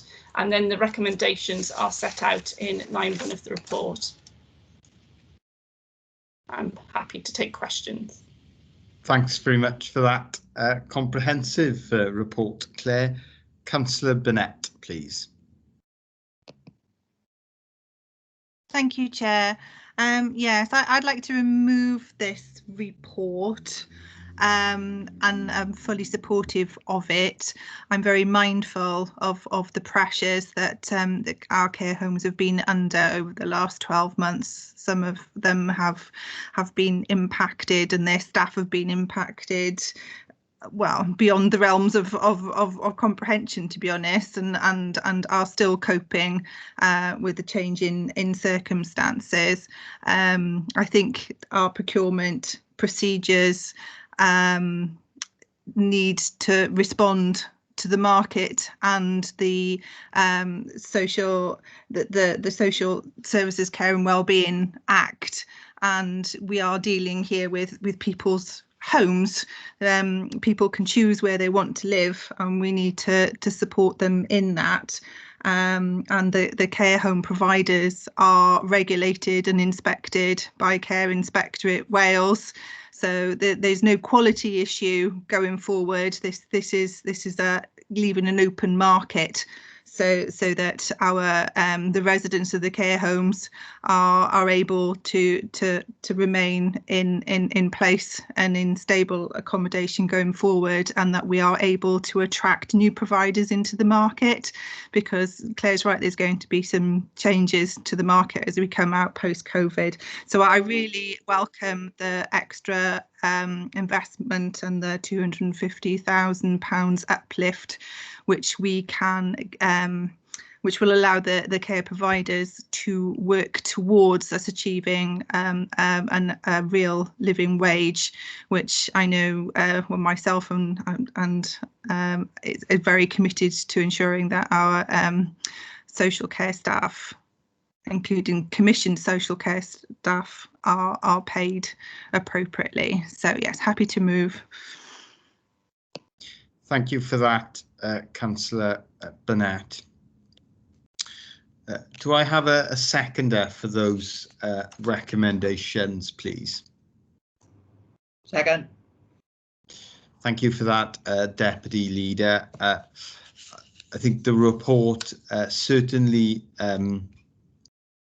outlines the good reasons why the recommendations have been made. As Councillor Burnett has explained, there is a robust system of regulation and inspection in place in terms of the provision that we commission. But in addition to that, Claire, we have our own rigorous commissioning arrangements and a small but very hard-working and effective commissioning team that regularly engage and monitor and work with our that the care is of high quality and that we achieve good value as well for the local authority. Can you reassure other cabinet members of that process, because it is a rigorous process that we have in place? Yeah, thank you very much, Leader, for the question. So there's two elements that I would highlight in addition to the work of Care Inspectorate Wales to regulate and inspect care homes in the county borough. The first, as you've talked about, is the work of our contract monitoring team, as you say, a small but incredibly hard-working team. and very effective team, I would say, as part of our commissioning arrangements, who undertake regular contract monitoring, go out and spend time in normal times in care home settings to really understand the quality of the care being provided, to review care plans, to review compliance with contractual terms and conditions, to talk to residents and to really understand the quality of the service being provided. That results in us, and we have quality standards set out within our contract to provide that assurance that those quality standards are being met. The second element that I would highlight is the work of individual social workers in partnership for nursing provision with nurse assessors and with the district nursing teams to review the achievement of individuals' outcomes against their care plans. Those reviews happen at least annually, more frequently if needed. So from an individual point of view, as well as across the whole setting, we can provide assurance regarding the quality of care.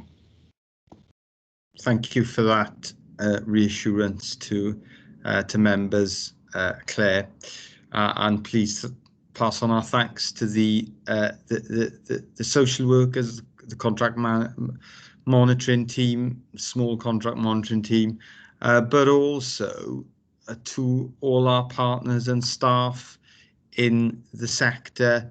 It has been the most difficult of years, hasn't it? And some of the staff have been traumatized by the experiences they have seen and had, and we are eternally indebted to the workforce for their commitment to providing the highest quality of care during the most difficult of times. The recommendations have been moved and seconded. Is everyone in agreement with those recommendations, please? Agreed. Thank you, colleagues. We'll now receive the second report of the Corporate Director of Social Services and Wellbeing, and it is to seek Cabinet approval to sign the revised National Adoption Service in Wales Partnership Agreement. Claire, please. Thank you very much, Leader, and I am happy to bring forward this report to Cabinet this afternoon, which, as you say, has got the purpose of granting permission for the signing of the revised National Adoption Service in Wales Partnership Agreement. The report sets out the background to the establishment of the National Adoption Service in 2014 and the complex governance arrangements that have been in place surrounding the National Adoption Service. Just in terms of context, the National Adoption Service was established by Welsh Government to lead adoption in Wales through a model of promoting excellent practice and good performance in terms of recruitment and support for adoptive families, and to discharge those duties through working very closely with regional adoption collaboratives. And in Bridgend, we are part of the Western Bay Regional Adoption Collaborative. Following a review of governance, which was supported by the Institute of Public Care, more effective and streamlined governance is proposed, and that is reflected in the proposed partnership agreement. The key elements of that revised governance are a new combined governance board and a commissioning fund to drive strategic investment through the regional adoption collaboratives. I think the revised arrangements really clarify and strengthen and build on the relationship between the national service and the regional adoption teams as the delivery vehicle. The key elements of the revised partnership agreement are set out in 4.1 of the report, and I think it's important to note that whilst this is very much around governance, the outcomes that are being striven for through this is to increase the recruitment of adoptive and prospective adoptive families, to increase the number of children who have adoption in their care plans who achieve that adoption outcome, and also then to support and to increase post-adoption to support, and in so doing to reduce the risk of adoption arrangements breaking down over time.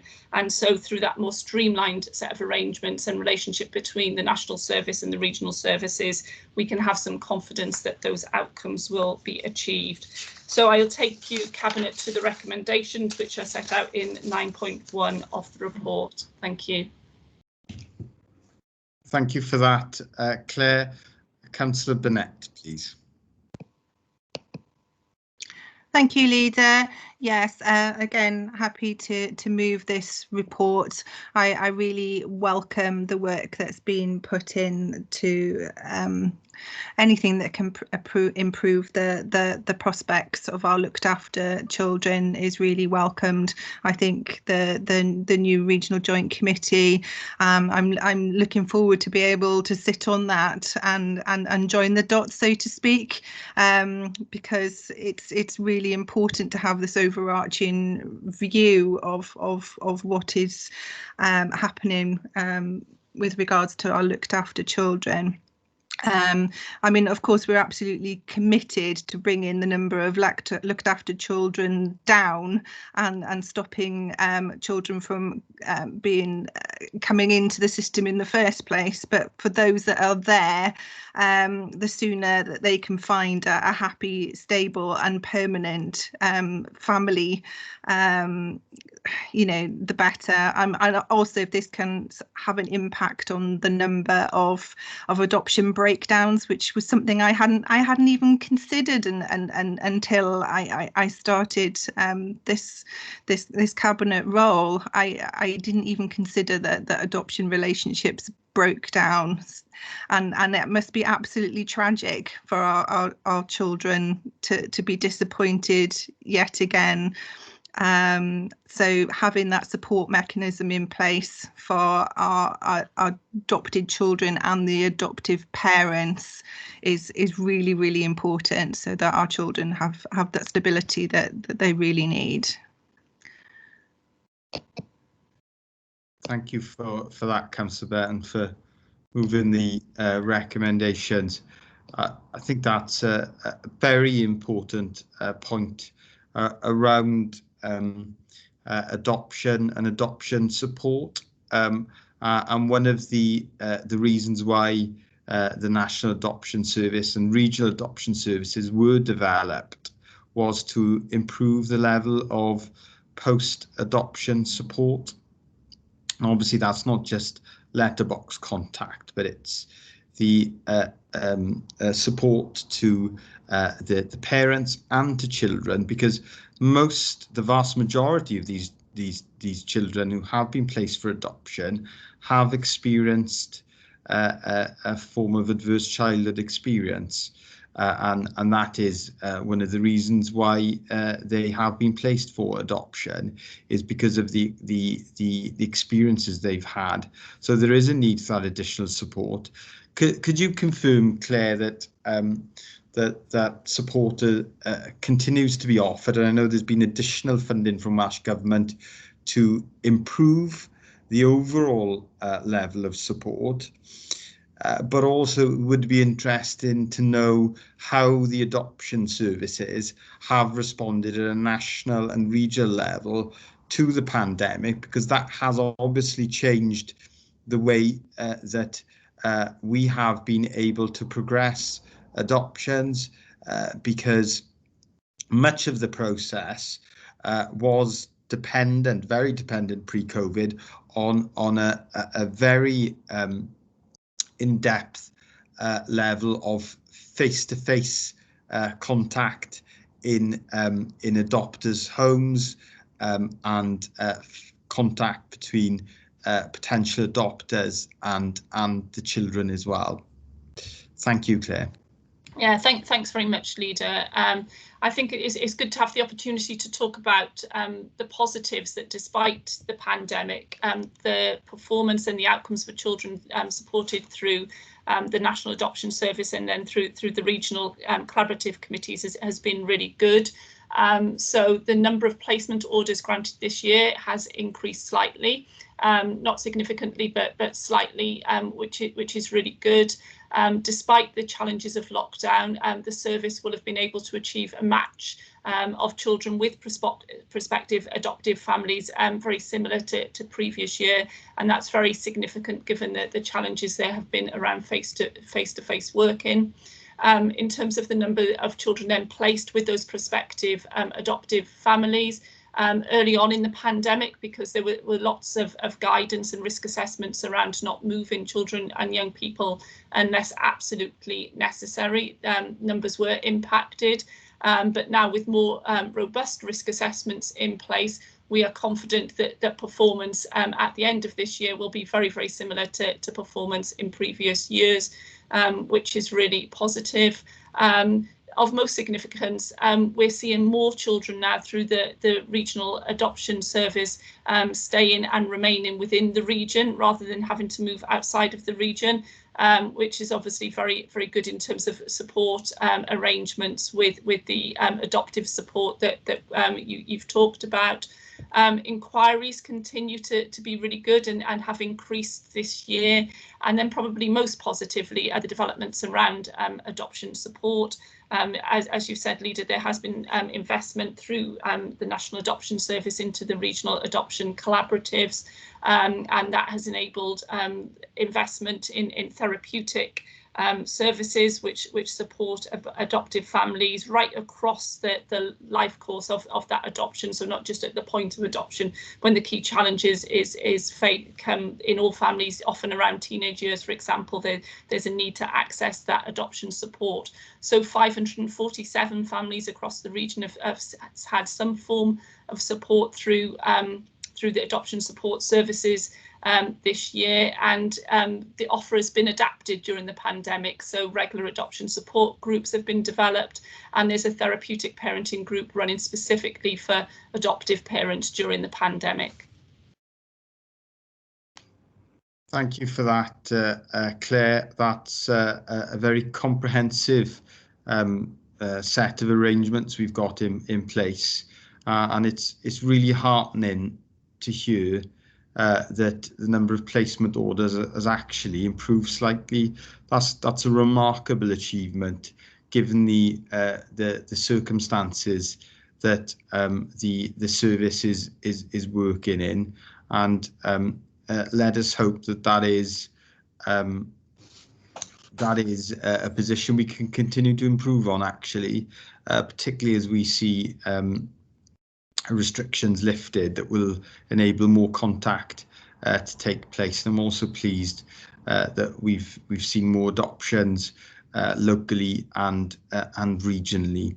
That's very good news to hear. So the recommendations have been moved and seconded. Is everyone in agreement with those recommendations, please? Agreed. Aye. Agreed, yeah. Agreed. Thank you, colleagues. The third report to the Corporate Director for Social Services and Wellbeing is on a partnership agreement for dementia training. Claire, please. Thank you very much, Leader. I'm hoping this is quite a straightforward report, but again, a really important report in terms of collaborative and partnership arrangements. So the report is seeking to enter into a formal partnership agreement with Cwmtaf Meganag University Health Board, with the objective of working together to provide the very highest standards of training across our whole social care workforce in the work they do with people who are living with dementia. This is building on a very well-established partnership with health services. Over 10 years ago, arrangements were entered into as part of the former region with Abertawe Bwr Meganag University Health Board, and throughout that period and to date, that collaboration has been very positive in terms of the quality of training and workforce development that has been provided. It represents good value for money compared with what costs that we would be facing if we were commissioning training from people with the level of skills and experience who deliver that training through the health board. and converting the informal arrangement that we've had in place for the last couple of years into a formal arrangement gives that security in terms of the quality, the cost, the value for money, and the ongoing ability to develop the partnership to meet the needs and to continue to respond to the increasing numbers within our communities who are living with dementia. I think this is a key element of our local response and our regional response to the Dementia Plan for Wales, because most critical in terms of supporting individuals and families who live with dementia is the skills and experience and confidence of the workforce in order to provide the right interventions and have the right conversations at the right time. This is a service which in this last year has been impacted as much training has in terms of the pandemic and the methodologies and the way that training has been provided has adapted to reflect the pandemic. But we will be looking positively forward at getting back to face-to-face training, getting back into care homes as part of that training when circumstances and rules allow. So if I take Cabinet to the recommendations within the report set out in 9.1. Thank you very much for that, Claire. Councillor Burnett, please. Thank you. Yeah, I mean, very quickly, it's the old adage, isn't it? If it's not broke, there's no need to fix it. We know this works well. We've got assurance from officers that this is working well, that it's providing value for money. There is no problems with delivery or service that have been highlighted. RCT are our partners under the Health Board. And we can't afford to have an interruption in service. We need to carry on. My eyes have been opened, particularly over the last 12 months, as to how people with dementia have been impacted by COVID.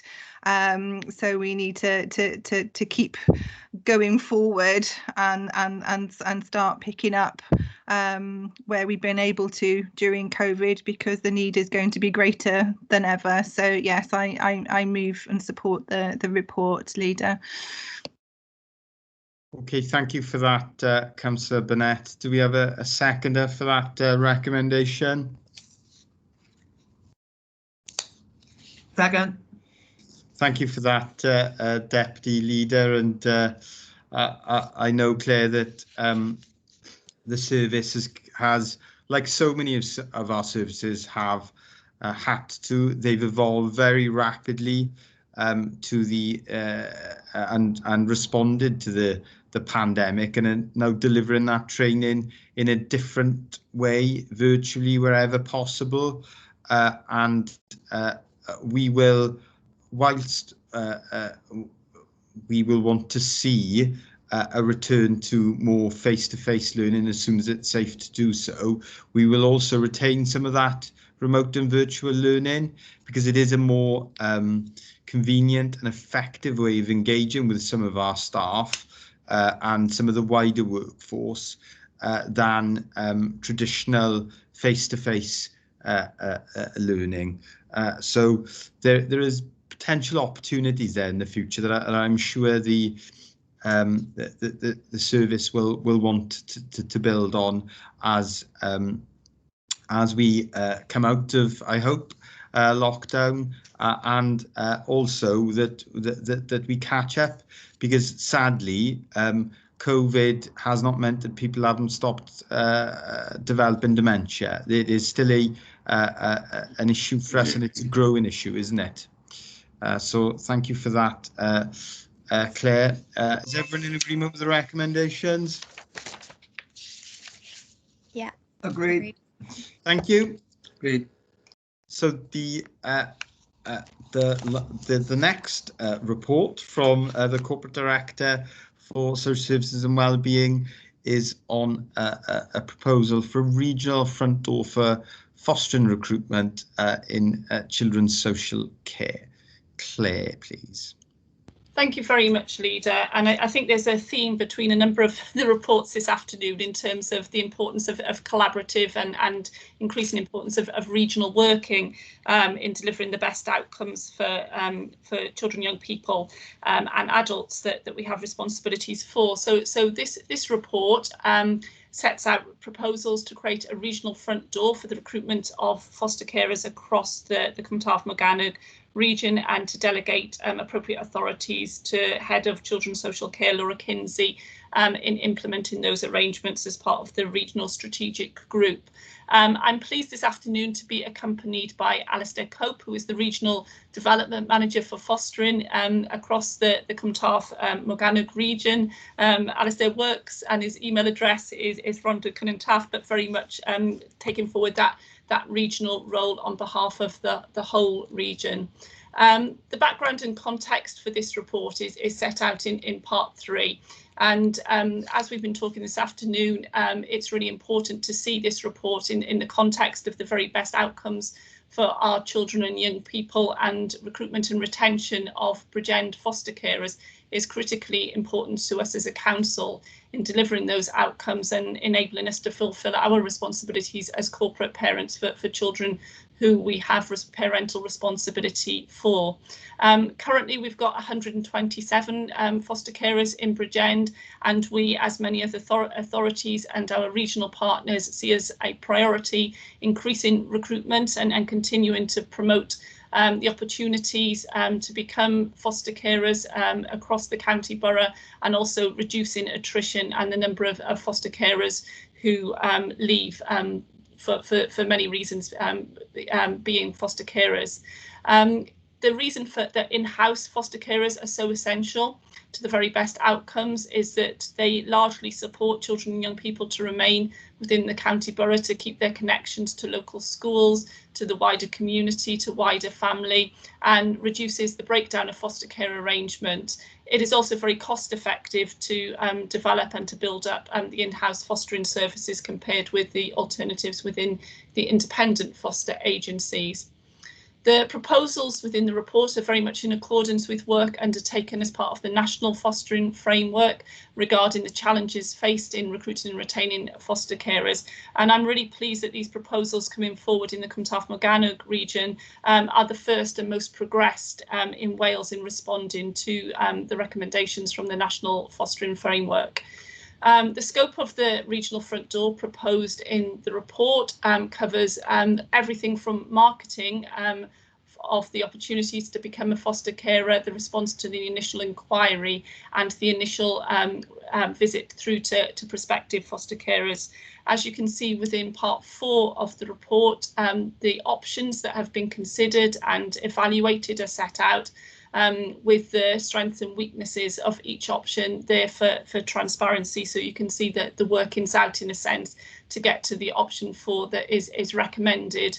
And I think there are a number of key reasons why option 4 is recommended, which is set out, but just to highlight that pooling of expertise and good practice, the professionalism of that initial response is really important. Really important to our foster team here in Bridgend is that it frees up considerably their time from that work, so that they can focus on the support to foster carers, support to children, and also supporting the increasing number of connected person and kinship carers who are also really important as part of what we do.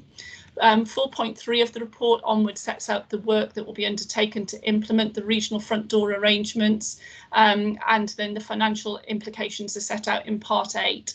The proposals are affordable within the budget that we already have assigned for this purpose, and the apportionment between the local authorities is driven by the number of inquiries and activity, and that formula will be reviewed at least annually.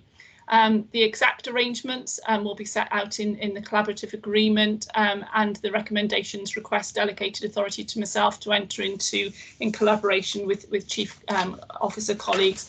So I draw Cabinet's recommendations to, attention to the recommendations set out in 9.1. Thank you. Thank you for that, Claire. Indeed, another report about how we're working very closely with our partners in the region in a truly collaborative sense, and a proposal here to progress that further. Councillor Burnett, please. Thank you, Leader. Yeah, I really welcome this, fully support option 4. This just makes total sense to me. It allows us to pool resources and expertise.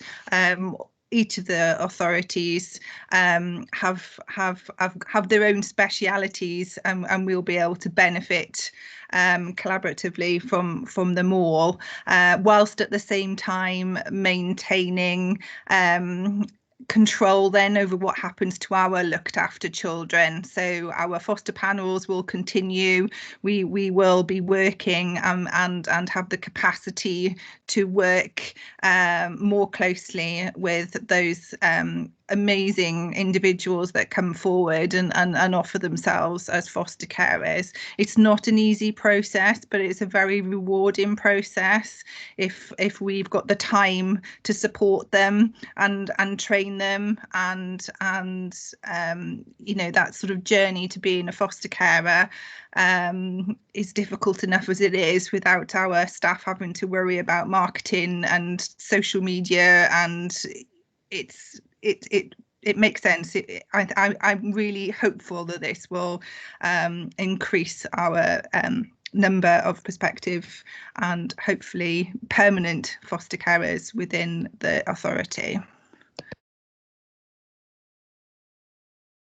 Absolutely, Councillor Burnett. That is an aim that and an aspiration that we share right across the region, isn't it, Claire? We do need to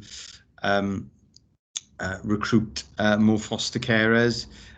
We have made more progress, but this is another step forward that we can take to make sure that when we have inquiries, it's a very, very quick turnaround, and we can undertake those initial visits as quickly as possible, because there is a choice out there.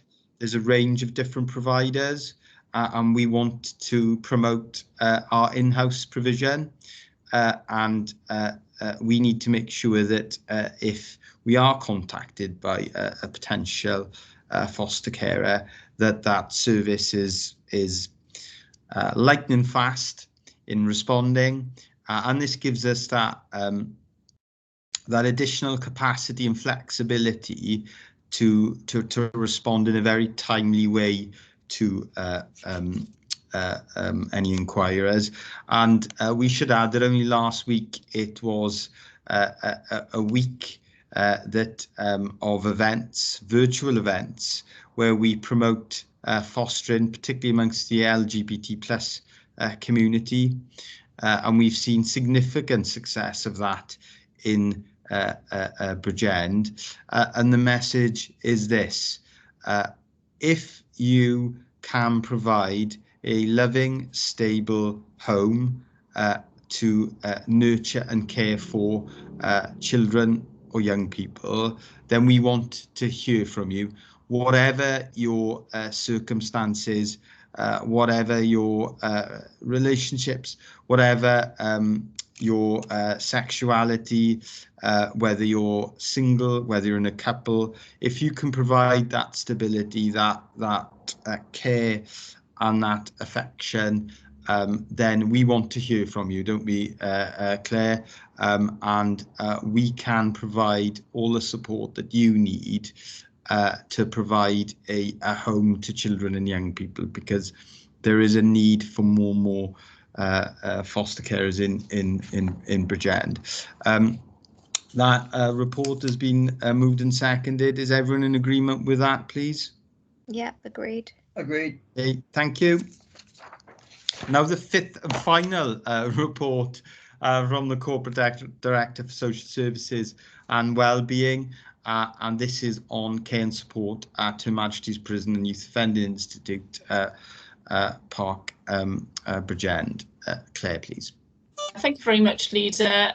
This final report seeks approval from Cabinet to waive contract procurement rules to enter into a contract with G4S Health Services Limited for provision of care and support services in HMP Park, Bridgend, in line with our responsibilities as a council under the Social Services and Wellbeing Wales Act. These were a new set of responsibilities which came to local authorities back in July. Back in April 2016 under the Social Services and Wellbeing Act, which translated all our responsibilities around assessment, care planning and meeting care and support needs for the population to the population of the secure estate. And those responsibilities brought with them some challenges, I think, to be frank, in terms of how we fulfil those responsibilities most effectively for the people for whom we've got responsibilities within the secure estate in the county borough. This isn't a responsibility which many other authorities in Wales have, but a number do. And I think the last 4-5 years now, coming into April 2021, have been an opportunity to really test out what works in relation to these responsibilities, and importantly again to look at how we achieve the very best outcomes in terms of the set of arrangements that we put in place. So as the report sets out, a report was brought forward to Cabinet in July 2016, which recommended that a pilot was undertaken with G4S Health Services UK Limited, which enabled the council to work with the prison, with the provider, setting up our social work arrangements to meet the needs of people in the secure estate to have their care and support needs met. The pilot was successful. And the provider registered subsequently with Care Inspectorate Wales to provide domiciliary care. And as the report notes, that the need for domiciliary care is identified following assessment by the social worker in the usual way, but in a very unusual setting, and set out in the care plan the exact requirements, and those social workers work within our secure estate team. The report sets out in 4.3 onwards the reasons why it's recommended that contract procurement rules are waived in respect of this contract, and they're very specific reasons relating to the nature of the service and the setting in which it is provided. The nature of the prison as a secure estate means that there are quite clearly enhanced security clearances, which mean that you need a specialist and dedicated provider who understands the nature of the prison population very well, the very particular safeguarding risks which are associated with providing care and support within that environment. It's very tight. The nature of domiciliary care provision, which is what we're talking about here, is very time sensitive, so it wouldn't be possible for a provider who is providing that dedicated and specialist service to do that as part of a wider set of services that workforce is providing at that time, because of the time constraints in terms of the checks to get into the secure estate environment, and also that there will be occasions that lockdown occurs in the prison, which mitigates against that workforce leaving in a timely way to go and to carry out domiciliary care within other settings. So there are a number of reasons that the recommendations are as such. The financial implications are set out in 8.1 of the report, and the costs are anticipated rather than actual, because the number of care hours does fluctuate as care hours fluctuate across the whole population, and we are anticipating that we will see some increase in the need for care hours going forward, because the population within the secure estate, like the rest of us, is getting older, and that brings with it requirements for increased care and support. So I draw Cabinet's attention again to the recommendations, which are set out in 9.1 of the report. Thank you, Claire. Councillor Burnett, please. Thank you, Leader. Yeah, I mean, just to move the report, we don't really have a lot of choice over this. It is what it is, but I do want to reassure members that this has been questioned. I have asked head of adult services how this works, how we are working, and we've established a good working relationship with G4S and Park Prison.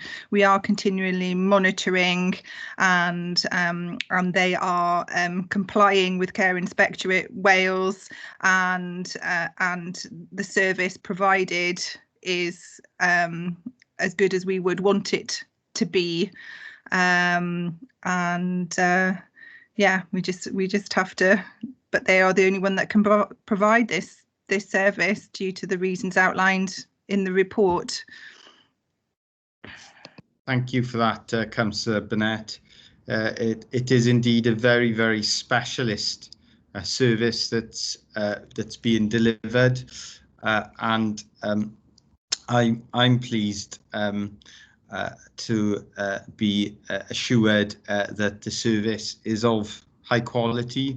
So as with services that we were discussing earlier in the meeting, we do have arrangements in place through the social workers and through the commissioning to ensure that the quality of the care that is provided meets the standards that we have set, and those arrangements will continue to be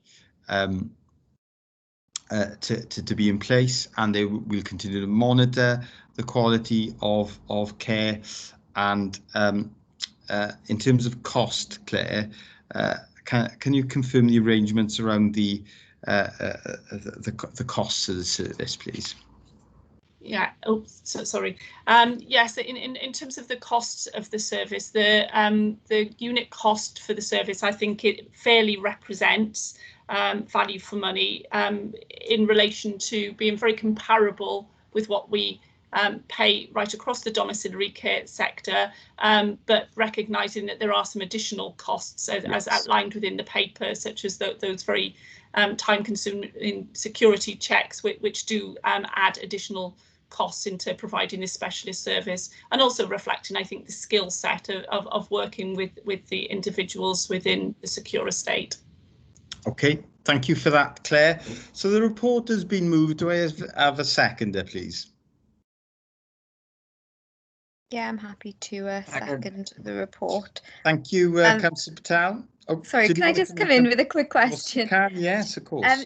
Just in terms of value for money, would you say that we are getting value for money from this contract, please, Claire? I think it's a very good question, Councillor Patel, and I think we will continue to monitor that as the leader sort of asked the question. As I responded, I am confident that it's a fair unit cost that we're paying. I think value for money relates to both the cost and the quality of the service provided, and we've got very effective arrangements through a prison health partnership alongside Cwmtaf Morgannwg, through which we monitor all the services provided into the prison. We've got our social work reviews, which look at the achievement of individual outcomes. This last year has been particularly challenging, as we know, in terms of being in there and really understanding that, but we will continue to monitor and evaluate, and that will be very much at the fore of our mindset when we consider towards the end of the 2-year period whether we make a recommendation to Cabinet about extending for the further 2-year period. Thanks, Claire. Thank you for that, Claire.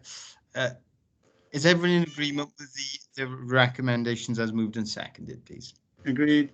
Yeah. Thank you, everyone. Thank you, Claire. You'd be pleased to know that was your final report. And we'll now hand over to our Interim Chief Officer Finance, Performance and Change, who will be presenting a report on non-domestic rates and the discretionary relief enhanced hospitality and leisure rates relief scheme 2020 to 2021. Jill, please.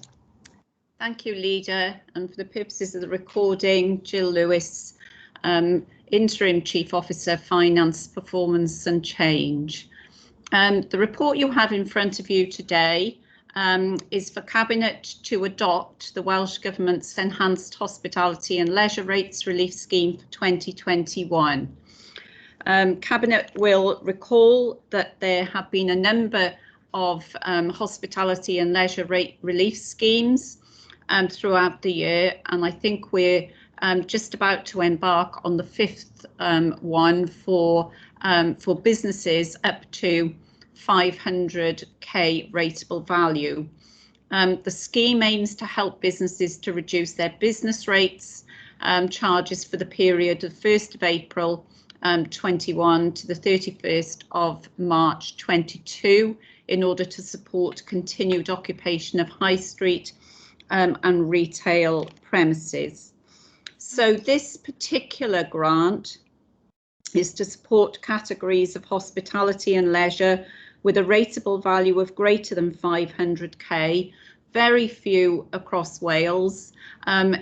This was something that was brought in England, and Wales are now bringing it into Wales. So very few businesses with a rateable value of greater than 500k, mainly large hotels, holiday parks and stadia. And it will give 100% rates relief for 2021. So the council can elect to adopt the scheme, but not modify it. And if it's adopted, any eligible business will be written to, and on receipt of the information required, relief will be awarded, providing that all the terms of the scheme are met. So very little impact for the county borough, but obviously something that just closes the loop in terms of all those businesses who need rates relief. So I take you to the recommendations at 9.1. Thank you very much for that report, Jill, and I will ask the Deputy Leader to come in, please. Deputy Leader? Yeah. Oh, wrong one. Didn't want to do that, did I? Yeah, thanks, Leader. Happy to move the report. We welcome the support that Welsh Government provides to major employers in this industry. Yeah, absolutely welcome that support, and just you've moved the recommendations then. So do I have a second to that, please? Yeah, happy to second. Okay, is everyone in agreement with the recommendations, please? Agreed, Leader. Agreed. Okay, so thank you for that, and can I take the opportunity to publicly thank the team, the finance team, that have worked day and night, and they worked over Christmas as well, didn't they, Jill, to get these grants out. So thousands and thousands of grants have been paid out, and the team really have gone above and beyond. And I know sometimes there's been frustration, and businesses have found it difficult, and we understand that completely. But unfortunately, we've had to follow the rules, haven't we, Jill, in terms of the grants, and we've only been able to pay out the grants once the conditions have been decided, and they're not decided by us, they're decided by Welsh Government, and those grants often have to be paid at the same time to a very large number of businesses. Yeah. So that does make it difficult, because we haven't got lots of additional members of staff undertaking the work. It is the same team that is doing this in addition to their day jobs, and we are very appreciative of that, and we will continue to ensure that those grants are paid out as quickly as humanly possible to businesses in Bridgend. And as soon as we know about the next tranche of grants, and we've had those details then of course we will straight away start to work on paying them out. And I think it's probably an opportunity for you to quickly, if you can, just update us, because it does change, doesn't it, frequently where we are in terms of grants and supports to businesses. Okay, thank you, Leader, and I'm sure the team will be absolutely delighted to hear those words. They have worked, as you say, pretty much through nights and weekends. As I say, we are awaiting the next set of regulations, which will be the fifth set of grants, and each one has had slightly different terms and conditions attached to it, and that's not a criticism in any shape or form of the Welsh Government. You know, we've shelled out. I haven't got the figures in front of me, but 40 million plus in terms of grants, and they've all been, as you quite rightly say, coming in tranches, and so everybody's expectations are that they will be paid the day that the Welsh Government announce it, and that's has caused an awful lot of frustration in terms of the requirements to satisfy, quite rightly, our discharge of public money. We do not want to be in a position where we've shelled out a whole pile of public money to those that aren't eligible. So it has to be a balance between speed and accuracy, which I know you've heard me say a number of times. But yes, I'm pleased that you say there haven't been many extra staff. There haven't been any extra staff, I think it's fair to say, and that they are pretty much with their chins on the metaphoric desks, or wherever they're sat. But so thank you very much, and I will take that back to them. Please do, and I know it's I know I've heard the deputy leader say it. I've heard all cabinet members and all members have the same view. We're very appreciative of the work that's been undertaken, and tell them there is light at the end of the tunnel. Please, Jill. I hope anyway. Okay, so thank you for that, Jill. And the final report on the agenda for today's Cabinet meeting is on local land charges and a proposal for a national programme for that. And this is a report of the Chief Officer for Legal, Human Resources and Regulatory Services. Kelly, please. Thank you, Leader. For the purposes of the recording, I am Kelly Watson, Chief Officer, Legal, HR and Regulatory Services.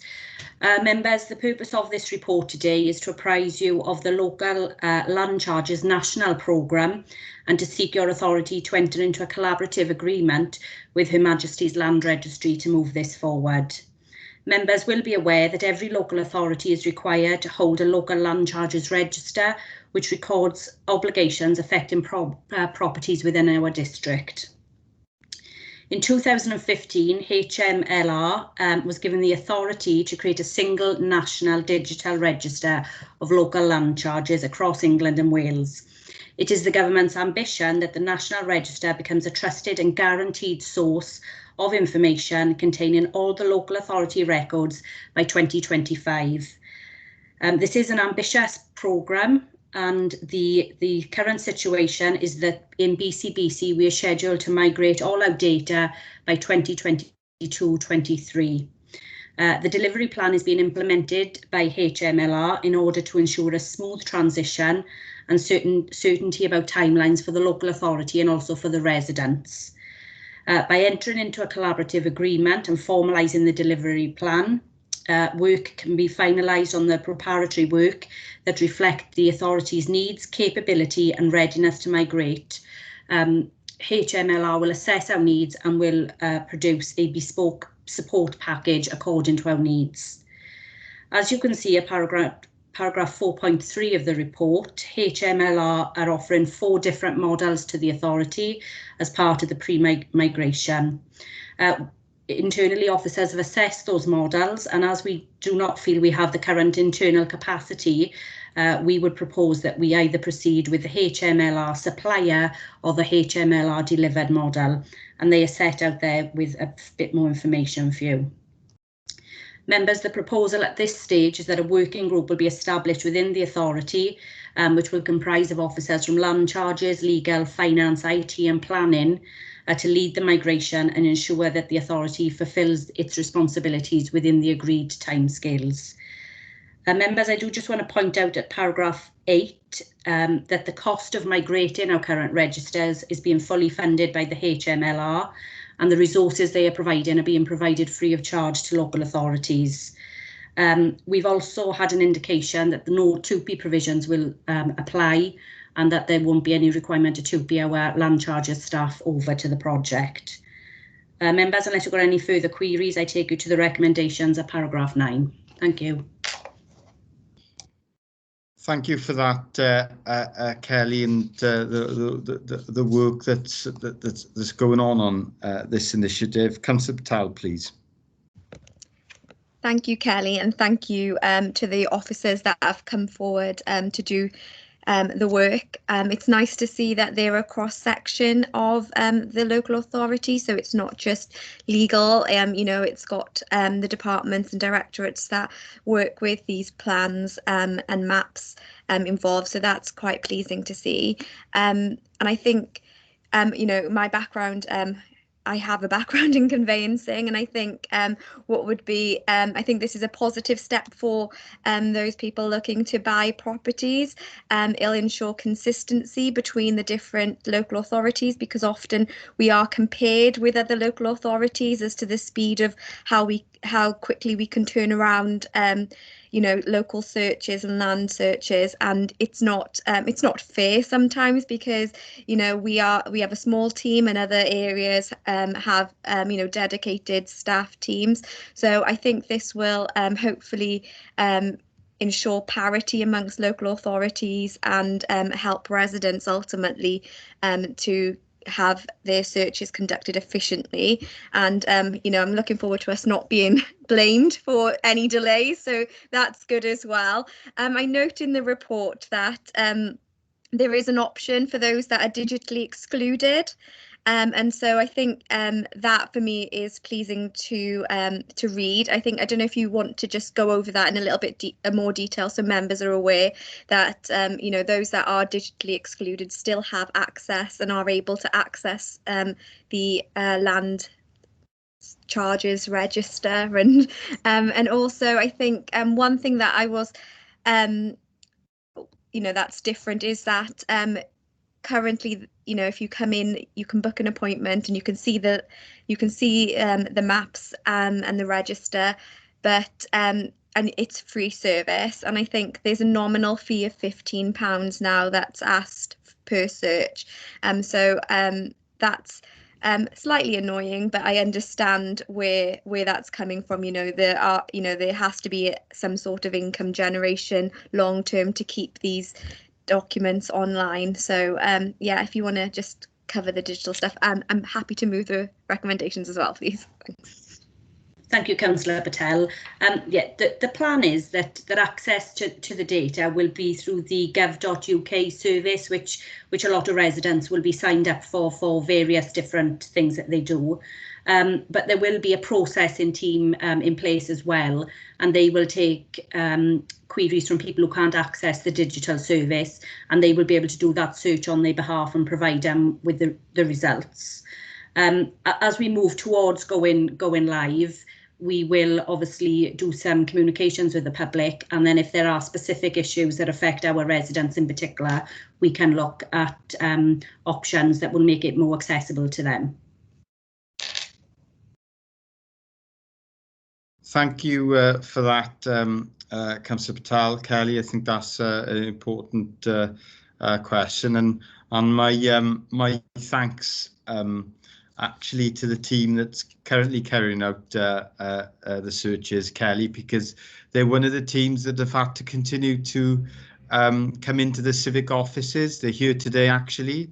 It's a very lonely place, the civic offices at the moment, but they're here, and team is a rather grand title, isn't it, for two people, and until recently it was one person, and that is a reminder of how small many of our teams are, and I wanted to give my thanks to that very small team, because I know they've continued to work really hard during this pandemic to continue to provide that service to residents, and it is a very important service, isn't it, Kelly? Because as Councillor Patel has alluded to, it is about the buying and selling of houses and people's homes, isn't it?